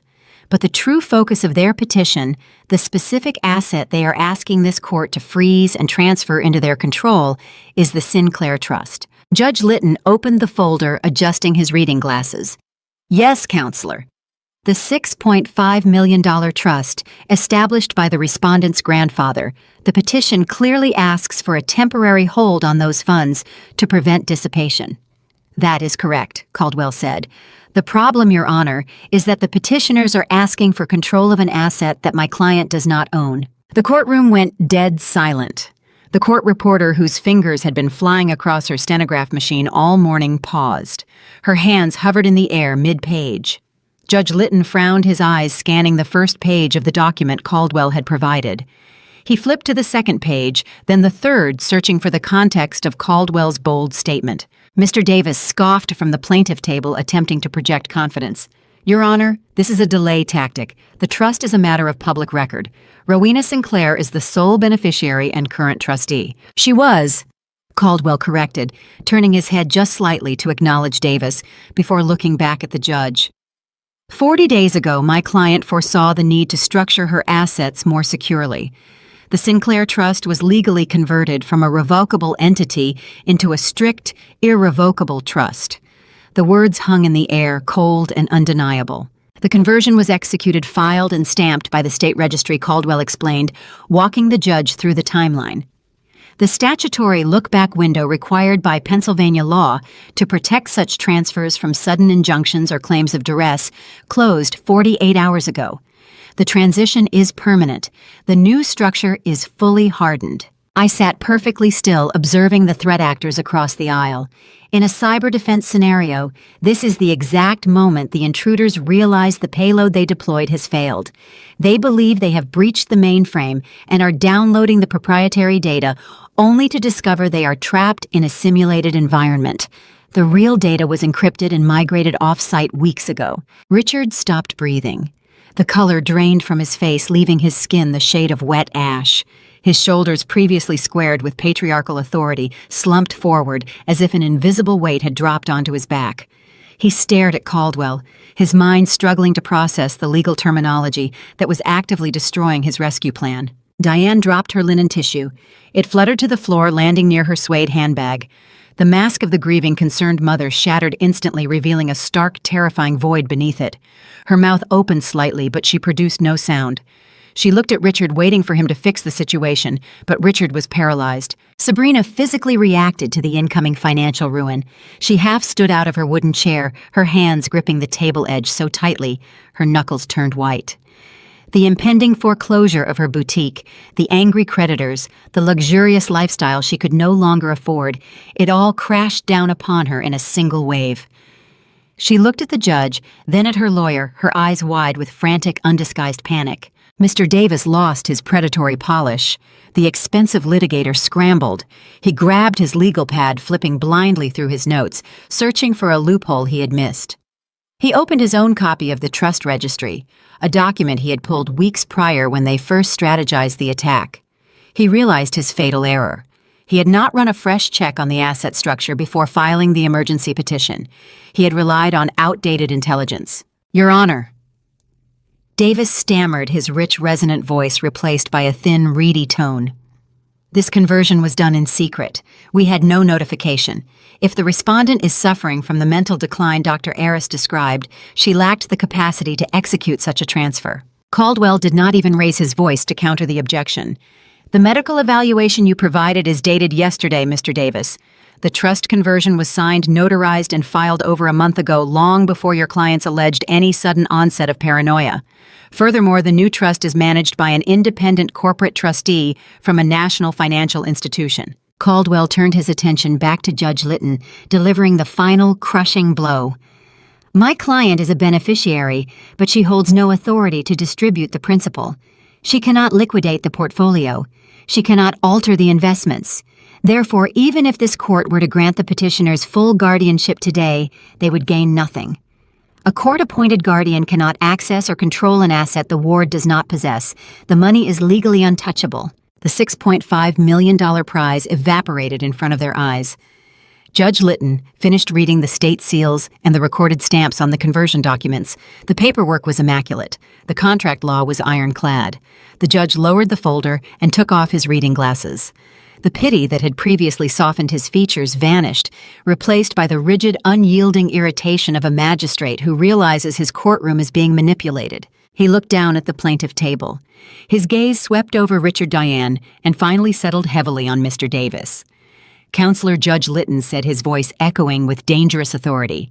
You stood in my courtroom and delivered a passionate plea to freeze a substantial financial asset to protect it from a vulnerable young woman. Yet according to the documents resting on my desk, those assets are already secured in an irrevocable trust managed by a corporate fiduciary. Davis swallowed hard, his throat working visibly above his silk tie. Your Honor, we believed. I am not interested in what you believed, the judge interrupted, striking the desk with his open palm. I am interested in why you are wasting the court's time pursuing an injunction against a financial entity that cannot be claimed. You are asking me to grant an emergency conservatorship over an empty vault. The silence that followed was absolute. Richard stared straight ahead, his eyes darting wildly as his brain short-circuited. He had bet his entire reputation, his relationship with his daughter, and his financial dignity on this single legal strike. He had brought a doctor to my home. He had poisoned the extended family against me. He had done all of this to secure the capital, and the capital was gone. They were utterly paralyzed. The zero-day exploit had failed. The firewall had held. But neutralizing their attack was only half of my protocol. I did not just want to block them from my resources. I intended to expose the true nature of their operation to the very judge they had tried to weaponize against me. I looked at Mr. Caldwell and gave him a slow, deliberate nod. It was time to deploy the threat intelligence I had gathered from my father's unsecured device. It was time to show the court exactly why they had filed the petition in the first place. The air in the courtroom felt brittle, as if the slightest sudden movement might shatter the dark mahogany panels. Judge Litton stared at the plaintiff table, his patience evaporating. Richard remained frozen, a man realizing the foundation of his entire strategy was built on sand. Sabrina gripped her beige purse, her knuckles stark white, her retail empire crumbling in her mind. In the realm of information security, successfully repelling an intrusion is only a partial victory. If you merely block the attackers, they will retreat, analyze your defenses, and return later with a more sophisticated method. To neutralize a threat permanently, you must expose their architecture and dismantle their capacity to operate. You must drag their malicious code into the light so the system recognizes it as a virus. I did not just want to block my parents from the trust. I intended to destroy their ability to ever use the legal system against me again. Mr. Caldwell did not sit down. He smoothed the lapels of his suit jacket and retrieved a second, much thinner folder from our table. He held it up, catching the judge's attention. Your Honor, Caldwell said, his voice steady and penetrating. The revelation regarding the trust structure renders the financial request moot. However, we cannot simply walk away from the accusations leveled against my client today. We contest the medical validity of this petition in its entirety. It is a fraudulent filing motivated not by parental concern, but by severe financial distress. Mr. Davis, still struggling to recover from the previous blow, gripped the edges of his podium. Objection, Your Honor. Counsel is making unfounded defamatory claims. Caldwell did not even look at him. He handed the second folder to the bailiff. I submit Respondent Exhibit B for the court's immediate review. These are direct, unedited communications between the petitioners and their legal counsel, detailing the precise fabrication of this emergency. The bailiff carried the folder up the wooden steps. Judge Litton opened it. Inside lay the high-resolution photographs I had taken of Richard's tablet screen.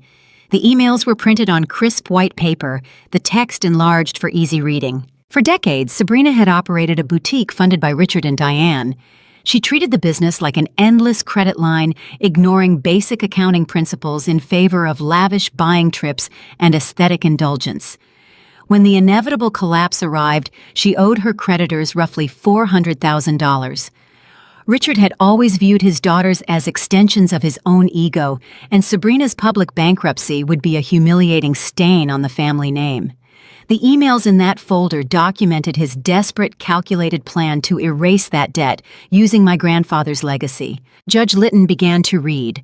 The courtroom fell into a tense, suffocating silence. I watched the magistrate's eyes track across the lines of text. Caldwell guided him through the evidence. Your Honor, I direct your attention to the message dated October 12th. You will see the petitioners explicitly discussing the need to characterize my client's demanding career as a catalyst for a psychological breakdown. They brainstormed ways to provoke a reaction they could label as paranoia. Mr. Davis found his voice, though it lacked its former rich resonance. It sounded thin and panicked. Your Honor, those communications are privileged. They were obtained without consent. They are inadmissible. Caldwell countered immediately. The crime-fraud exception pierces any privilege, Mr. Davis. When a client and an attorney use their communications to plan and execute a fraud upon the court, confidentiality ceases to exist. You are looking at a conspiracy to commit perjury and abuse the conservatorship statutes of this Commonwealth. Judge Litton ignored the bickering lawyers. He turned the page, his brow furrowing deeper with every paragraph he consumed. He reached the message, outlining the strategy for the medical evaluation. He read the attorney's advice to hire a sympathetic private practitioner who would conduct an ambush interview and draft an assessment based on hostility. The judge of this historic Pennsylvania court was a man who revered the institution of the family. He believed in duty, honor, and the sacred bond between parents and children. He was now reading undeniable proof that a father and mother had weaponized those very concepts to steal from one daughter to subsidize the failures of another. They had desecrated his courtroom, attempting to use his gavel as a tool for financial theft. Judge Litton reached the final email in the chain. He read Richard's chilling directive out loud, his voice tight with suppressed rage. Let us proceed with the doctor. Sabrina needs the funds by the end of next month. The words hung over the room, an ugly, naked truth exposed to the sterile fluorescent light. Richard shrunk into his chair. The patriarch who had spent his life demanding submission now looked small and remarkably fragile. He could not look at the bench. He stared at the polished floor, his jaw working silently. Judge Litton picked up the preliminary medical assessment signed by Dr. Aris. He looked at the document, the supposed cornerstone of their emergency petition, the paperwork designed to strip away my autonomy. He held it between his thumb and forefinger, as if it were coated in something foul. He recognized it for what it was. It was a bought and paid-for diagnosis, a fabricated invoice of my sanity. The judge tossed the assessment onto his desk in disgust. The thick packet of paper hit the hardwood surface with a sharp, dismissive slap. This is abhorrent, Judge Litton said. The authority in his voice was a physical weight pressing down on the plaintiff table. You have come into my chambers requesting the most severe restriction of human liberty this court can impose based on a manufactured crisis. You attempted to defraud this tribunal to resolve a retail debt. Diane realized the battle was lost. The elegant, commanding facade she wore to country club luncheons and charity galas disintegrated. She was backed into a corner, stripped of her preferred narrative. She resorted to the only weapon she had left. She stood up, gripping her suede handbag. Tears streamed down her face, ruining her careful makeup. She aimed her performance directly at the bench, her voice trembling with frantic desperation. Your Honor, please. You do not understand. We were just trying to help her. We just love her. In a different context, those 4 words might have swayed an observer. But stacked against the printed evidence of their predatory calculation, the declaration of love sounded grotesque. It was a hollow shield raised too late. I sat at the defense table watching my mother weep and felt nothing but a cold, steady calm. The malware had been isolated. The threat was neutralized. Judge Litton did not soften. He did not offer a sympathetic nod. He stared at Diane with unyielding severity until she slowly sank back into her wooden chair, defeated by her own transparent manipulation. The judge picked up his wooden gavel. He did not issue a lengthy reprimand. The anger radiating from the bench required no embellishment. This petition for emergency guardianship is dismissed with prejudice. Judge Litton declared his words striking like a hammer on an anvil. The phrase meant they could never bring this specific claim before a court again. The door was permanently sealed, but the magistrate was not finished.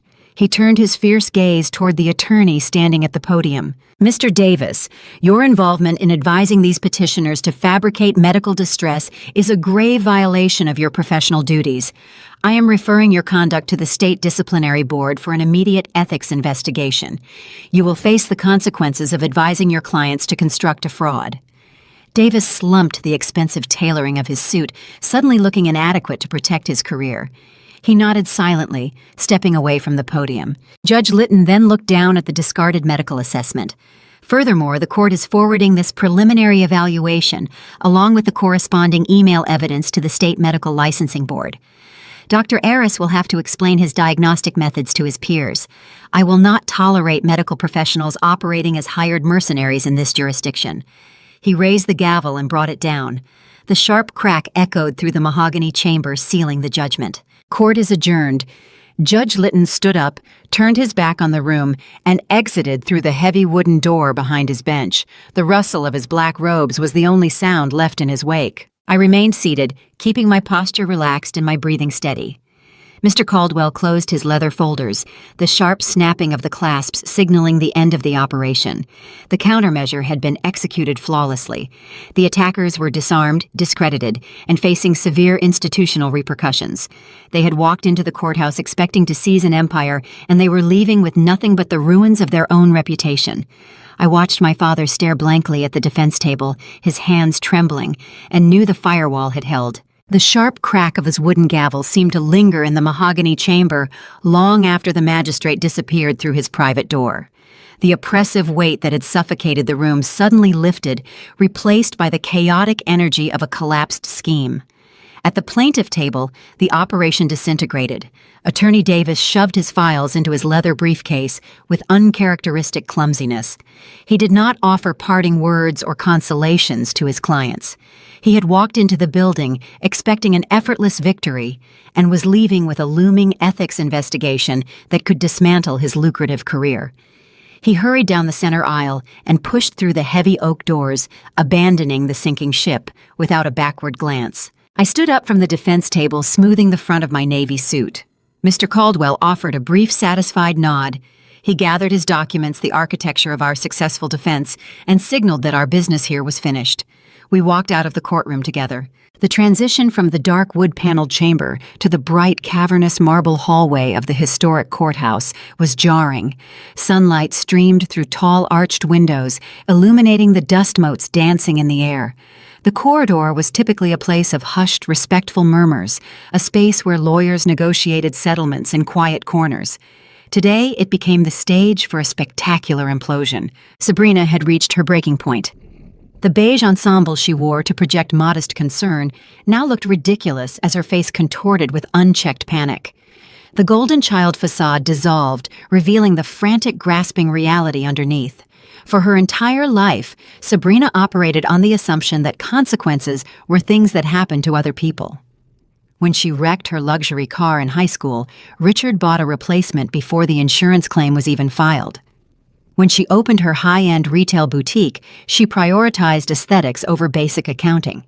She purchased imported Italian display cases while ignoring payroll taxes. She staffed the floor with her friends, closed the doors whenever she felt tired, and drained the business accounts to fund luxury vacations she labeled as sourcing trips. Whenever the ledger dipped into the red, Diane covered the deficit from her own savings, shielding Sabrina from every harsh reality of commerce and accountability. They had cultivated a monster of dependency, a woman entirely incapable of sustaining her own lifestyle without a constant infusion of unearned capital. Now the protective shield was shattered. Her boutique creditors were circling. The bank was initiating foreclosure on her commercial lease. The bailout she had been promised was permanently locked behind a corporate fiduciary wall. Sabrina turned on our parents. She did not express sorrow for the ethical line they had crossed or the family bond they had destroyed. She only cared about the missing capital. Her voice echoed off the marble columns, shrill and frantic. "You promised me!" she shrieked, pointing an accusing finger at Richard. "You told me the money was secured. The vendors are calling my cell phone. They are taking the storefront next week. What am I supposed to do?" Diane tried to place a calming hand on her daughter's arm, whispering frantic pleas to lower her volume in the public building. Sabrina swatted the hand away. She paced the polished floor, her breathing shallow and rapid. "You said she was crazy!" Sabrina yelled, her voice breaking. "You said the judge would sign the order today. You ruined everything. I'm going to be humiliated. Greg is going to leave. I have zero liquidity." The raw greed pouring from her mouth was staggering. She was standing feet away from the sister she had just attempted to institutionalize, and her only lament was her own impending bankruptcy. She viewed me not as a human being who had narrowly escaped a legal nightmare, but as a defective cash dispenser that had swallowed her debit card. Richard could not stomach the vitriol radiating from the child he had spent 3 decades spoiling. The patriarch who had always commanded the room with booming authority was reduced to a hollow shell. For a man whose entire identity was built on projecting strength at the country club and maintaining control over his household, this public failure was a devastating blow.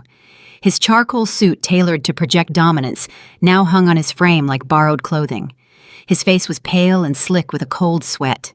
He turned away from Sabrina's relentless barrage and locked eyes with me. He stepped away from the shouting match, closing the distance between us.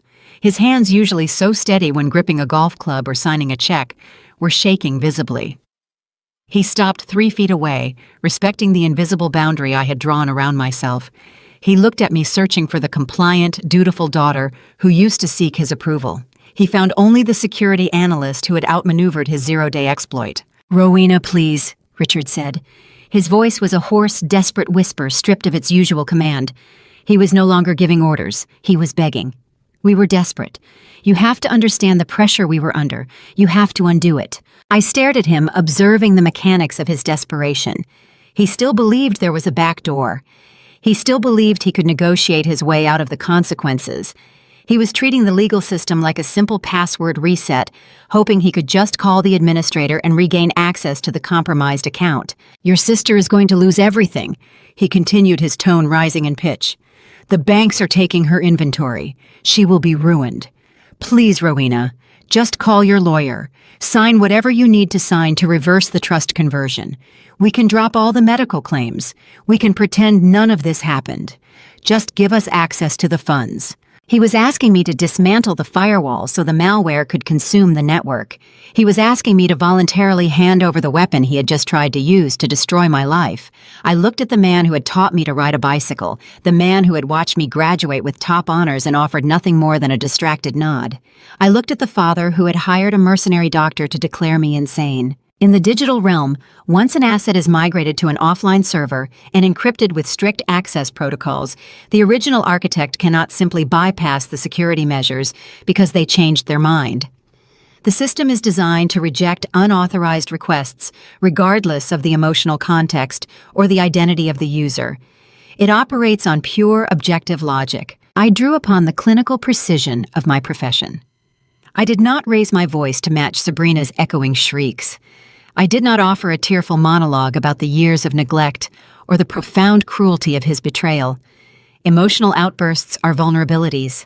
They provide the adversary with raw material they can manipulate. I offered him nothing but the sterile reality of his failure. "An irrevocable trust cannot be undone," Richard the First said, maintaining steady, unbroken eye contact. "That is the point of a firewall." He opened his mouth, searching for a plea, a demand, a loophole. I did not give him the opportunity to formulate the words. "Access denied," I stated. I turned on my heel. I did not look back at Diane, who was now weeping openly against the stone wall. I did not look at Sabrina, whose frantic pacing had slowed as the finality of my words registered in her mind. I walked down the long, sunlit corridor. The sharp, rhythmic clicking of my heels against the historic marble floor echoed through the cavernous space. It was the sound of a definitive, irreversible departure. The air felt lighter with every step I took toward the exit. I left my biological family standing in the shadows of the courthouse, drowning in the financial and reputational wreckage they had built with their own hands. In the realm of information security, a data breach does not always announce itself with blaring alarms or immediate catastrophic system failures. Often the most devastating leaks are the result of quiet, unsecured endpoints left exposed to the public domain. Richard and Diane had orchestrated their attack with the assumption of total secrecy, believing they could quietly strip away my autonomy behind the closed doors of a judge's chamber. They fundamentally misunderstood the nature of the Pennsylvania judicial system. Family court emergency petitions involve formal dockets. They require sworn affidavits, filed motions, and scheduled hearings. The paperwork is processed by clerks, reviewed by paralegals, and scheduled by court administrators. In a historic, affluent suburb where everyone knows everyone else, public records are the ultimate unencrypted network. Information wants to be free. The truth about what my parents attempted to do leaked out of the courthouse almost before I had even reached my car. It trickled down through the local legal community. Attorneys gossiped with their partners over lunch. Paralegals whispered to their friends at the local coffee shops. The scandalous reality of a prominent wealthy couple attempting to fraudulently institutionalize their own daughter to seize a trust fund was simply too salacious to remain contained. Within a matter of days, the suburban whisper network went into overdrive. For my entire life, my parents had treated their social reputation as their most prized asset. It was the currency they used to purchase influence, respect, and compliance from the world around them. Diane had spent decades cultivating the image of the perfect matriarch, hosting charity galas and organizing neighborhood events. Richard had built his identity around the deference he received at the country club and the local chamber of commerce. They had constructed a flawless aesthetic facade, hiding their financial mismanagement and emotional cruelty behind manicured lawns and designer clothing. That facade was completely annihilated. The social execution was swift and brutal. American high society does not tolerate messy public scandals that involve fraud and mental health fabrications.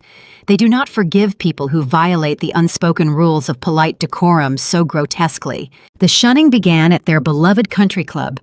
Richard arrived for his usual Saturday morning tea time, only to find that his regular golf partners had suddenly canceled due to mysterious, conflicting obligations.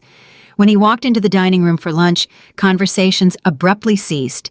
Members averted their eyes, suddenly fascinated by their menus or their drinks. No one confronted him directly. Confrontation is considered gauche in those circles. Instead, they delivered a much harsher punishment.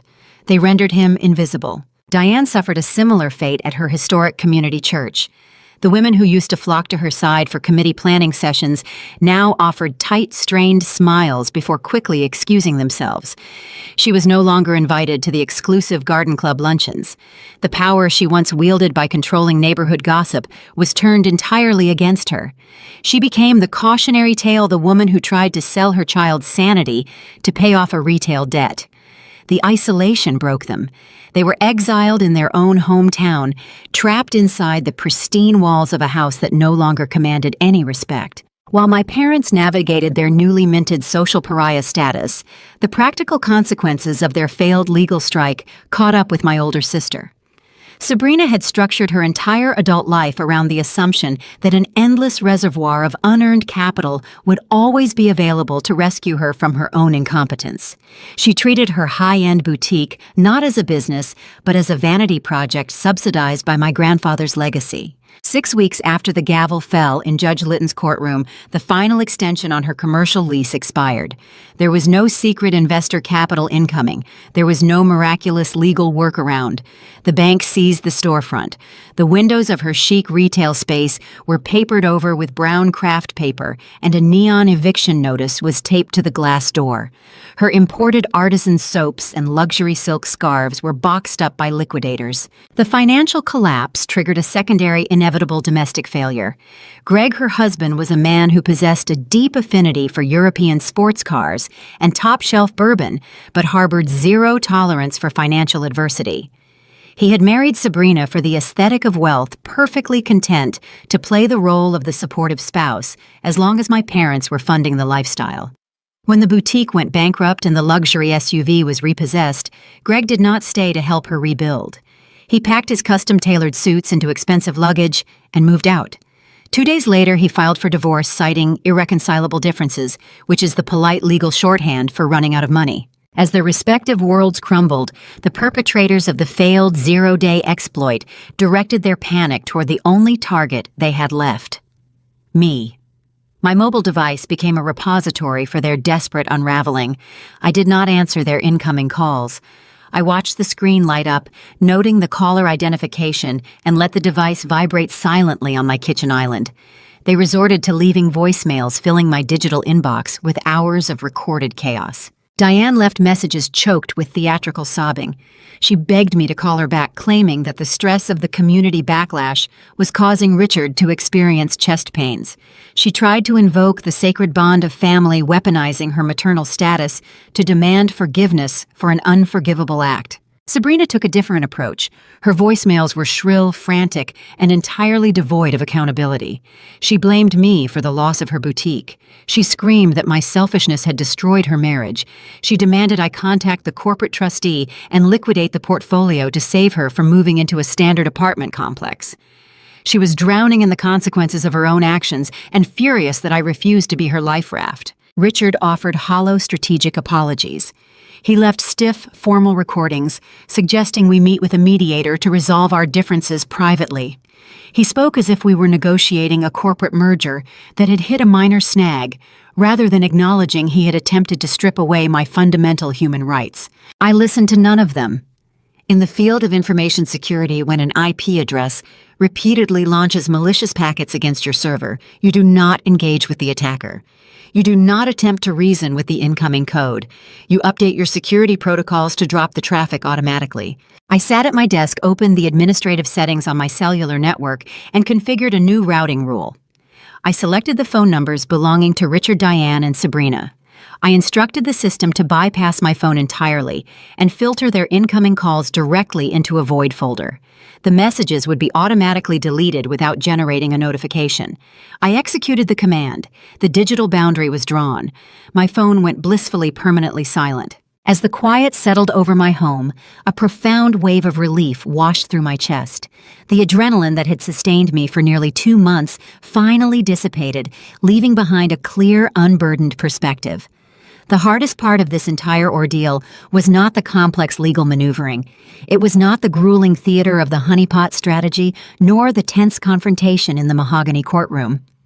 The true challenge was surviving the emotional autopsy of my biological family. I had to accept a devastating truth. My parents did not view me as a daughter. They viewed me as a resource. I was a vault of capital, and my humanity was simply an inconvenient obstacle standing between them and the funds they desired. Accepting that reality required a specific, grueling type of mourning. It is a strange psychological burden to grieve the loss of parents who are still alive. You must mourn the idea of the family you deserved while actively defending yourself against the people who share your genetic code. But with the firewall holding strong and the threat actors permanently blocked, the mourning period concluded. The toxic code had been quarantined. The malware was successfully isolated and deleted from my system permanently. I poured a fresh cup of coffee, walked over to my large bay window, and looked out at the peaceful Pennsylvania morning, ready to finally reboot my life on my own terms. 6 months have passed since the heavy oak doors of Judge Litton's courtroom swung shut, sealing my biological family on the wrong side of a legal fortress. I sit on the back deck of my home, a steaming mug of dark roast coffee resting in my hands. It is a crisp Saturday morning in late April. The harsh Pennsylvania winter has finally broken, yielding to a vibrant, unyielding spring. The frost that covered the lawn for months has melted away, revealing the bright, persistent green beneath. Beside me, David sits in a cedar Adirondack chair. He is reading a physical newspaper, turning the large pages with a slow, deliberate rustle that blends seamlessly with the ambient sounds of the morning.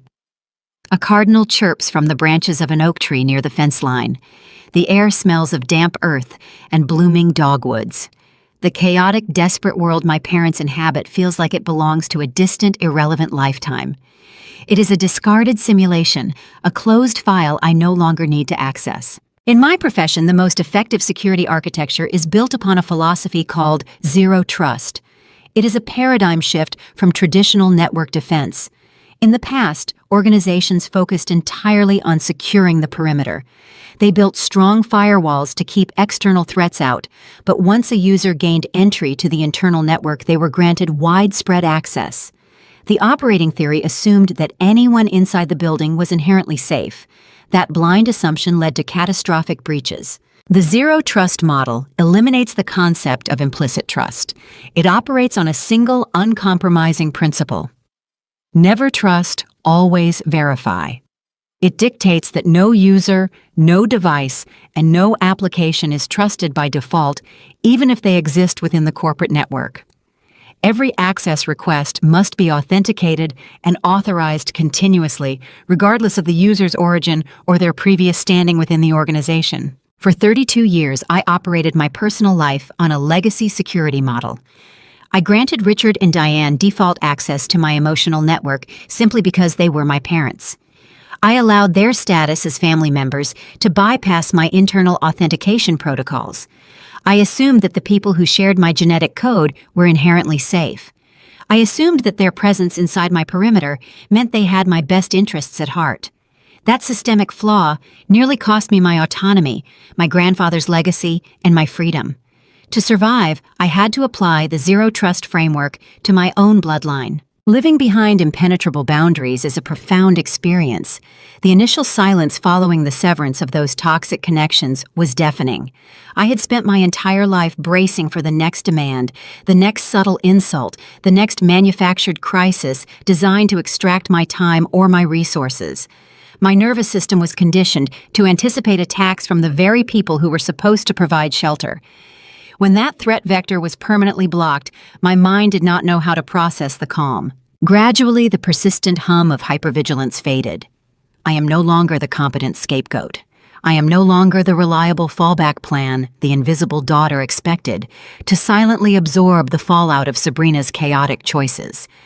I no longer spend my evenings calculating how to deflect Richard's thinly veiled financial inquiries or how to navigate Diane's synthetic guilt trips. The void folder on my cellular network continues to silently catch their digital debris, but I do not check it. The logs are irrelevant. The malicious code is quarantined. My home has truly become a sanctuary. The heavy-duty commercial deadbolts I installed on the doors serve as daily physical reminders of my psychological safety. I no longer scan every room for threats or analyze every conversation for hidden motives. I can take a deep breath without bracing for an impact. The transition from survival mode to actual living requires a recalibration of the soul. You have to unlearn the defensive postures that kept you alive in a hostile environment. Every morning I wake up without a knot of dread in my stomach is a victory.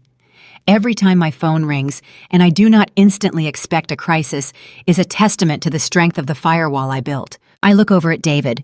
He lowers his newspaper and meets my gaze, his eyes crinkling at the corners with a warm, steady familiarity. He does not demand performances. He does not treat my stability as a resource to be mined. Our relationship is not transactional. It is built on the rigorous, continuous authentication of mutual respect and genuine care. We are building a life together brick by brick, based on shared values and quiet loyalty. He is my chosen family, a network of one fully verified and securely integrated. The $6.5 million trust remains securely managed by the corporate fiduciary. It grows quietly in the background, a fortified asset shielding my future. My grandfather intended that money to be a foundation of independence, a tool to insulate me from the very people who tried to steal it. By making the trust irrevocable, I fulfilled his true intent. I ensured that his legacy would never be liquidated to subsidize vanity or rescue incompetence. I protected his life's work by prioritizing logic over sentimental obligation. My weekends now belong entirely to me. In the past, a Saturday morning would involve a summons to their historic house, a critique of my wardrobe, a veiled comparison to my sister, and a list of technological chores they expected me to perform for free. Now I dictate the schedule. I control the access.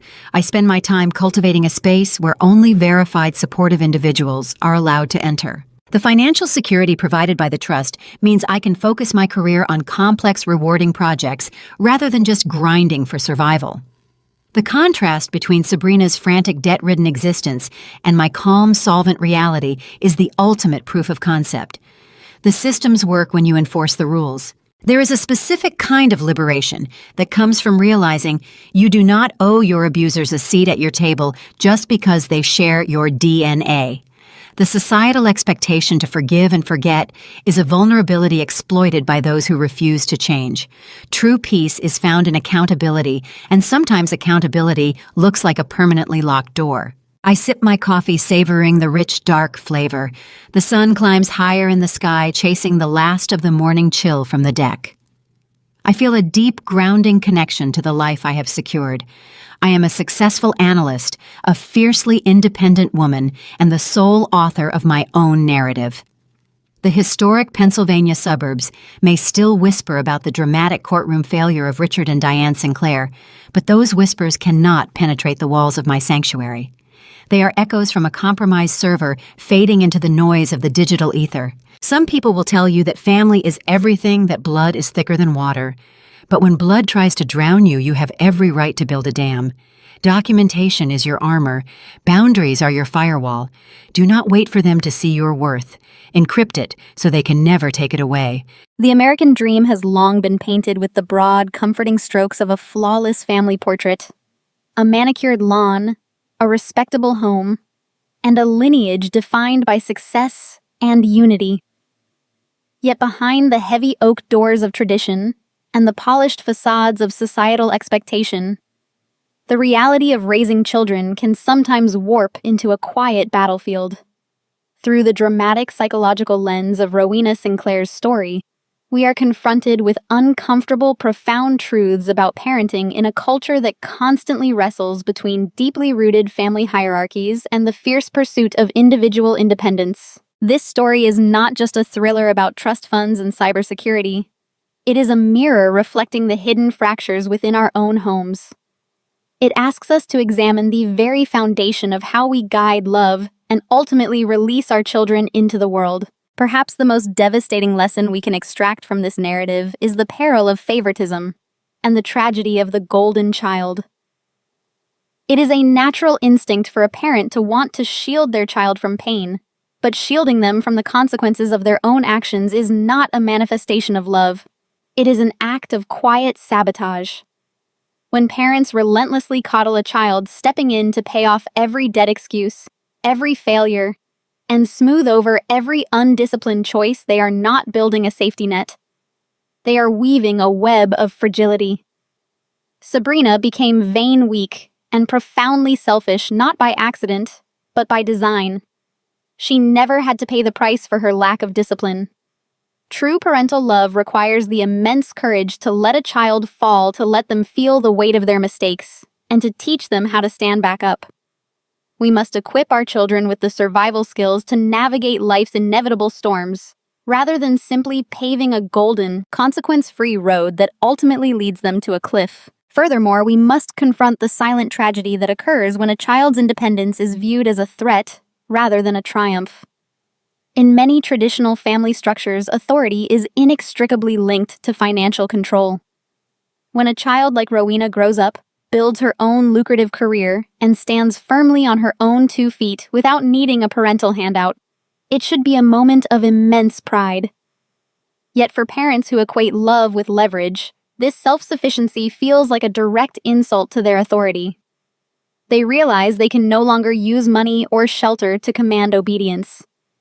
As our children mature into capable adults, our roles must fundamentally evolve.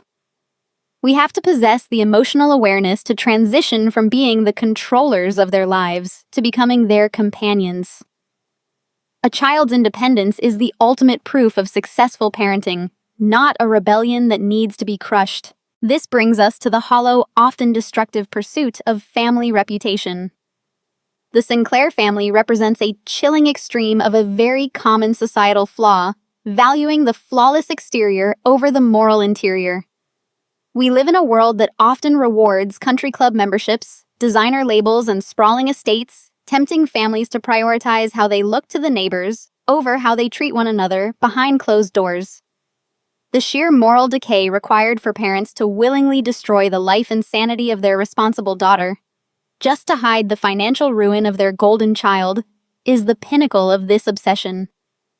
It is a profound reminder that the foundation of a lasting traditional family cannot be built on the illusions of material wealth or social standing.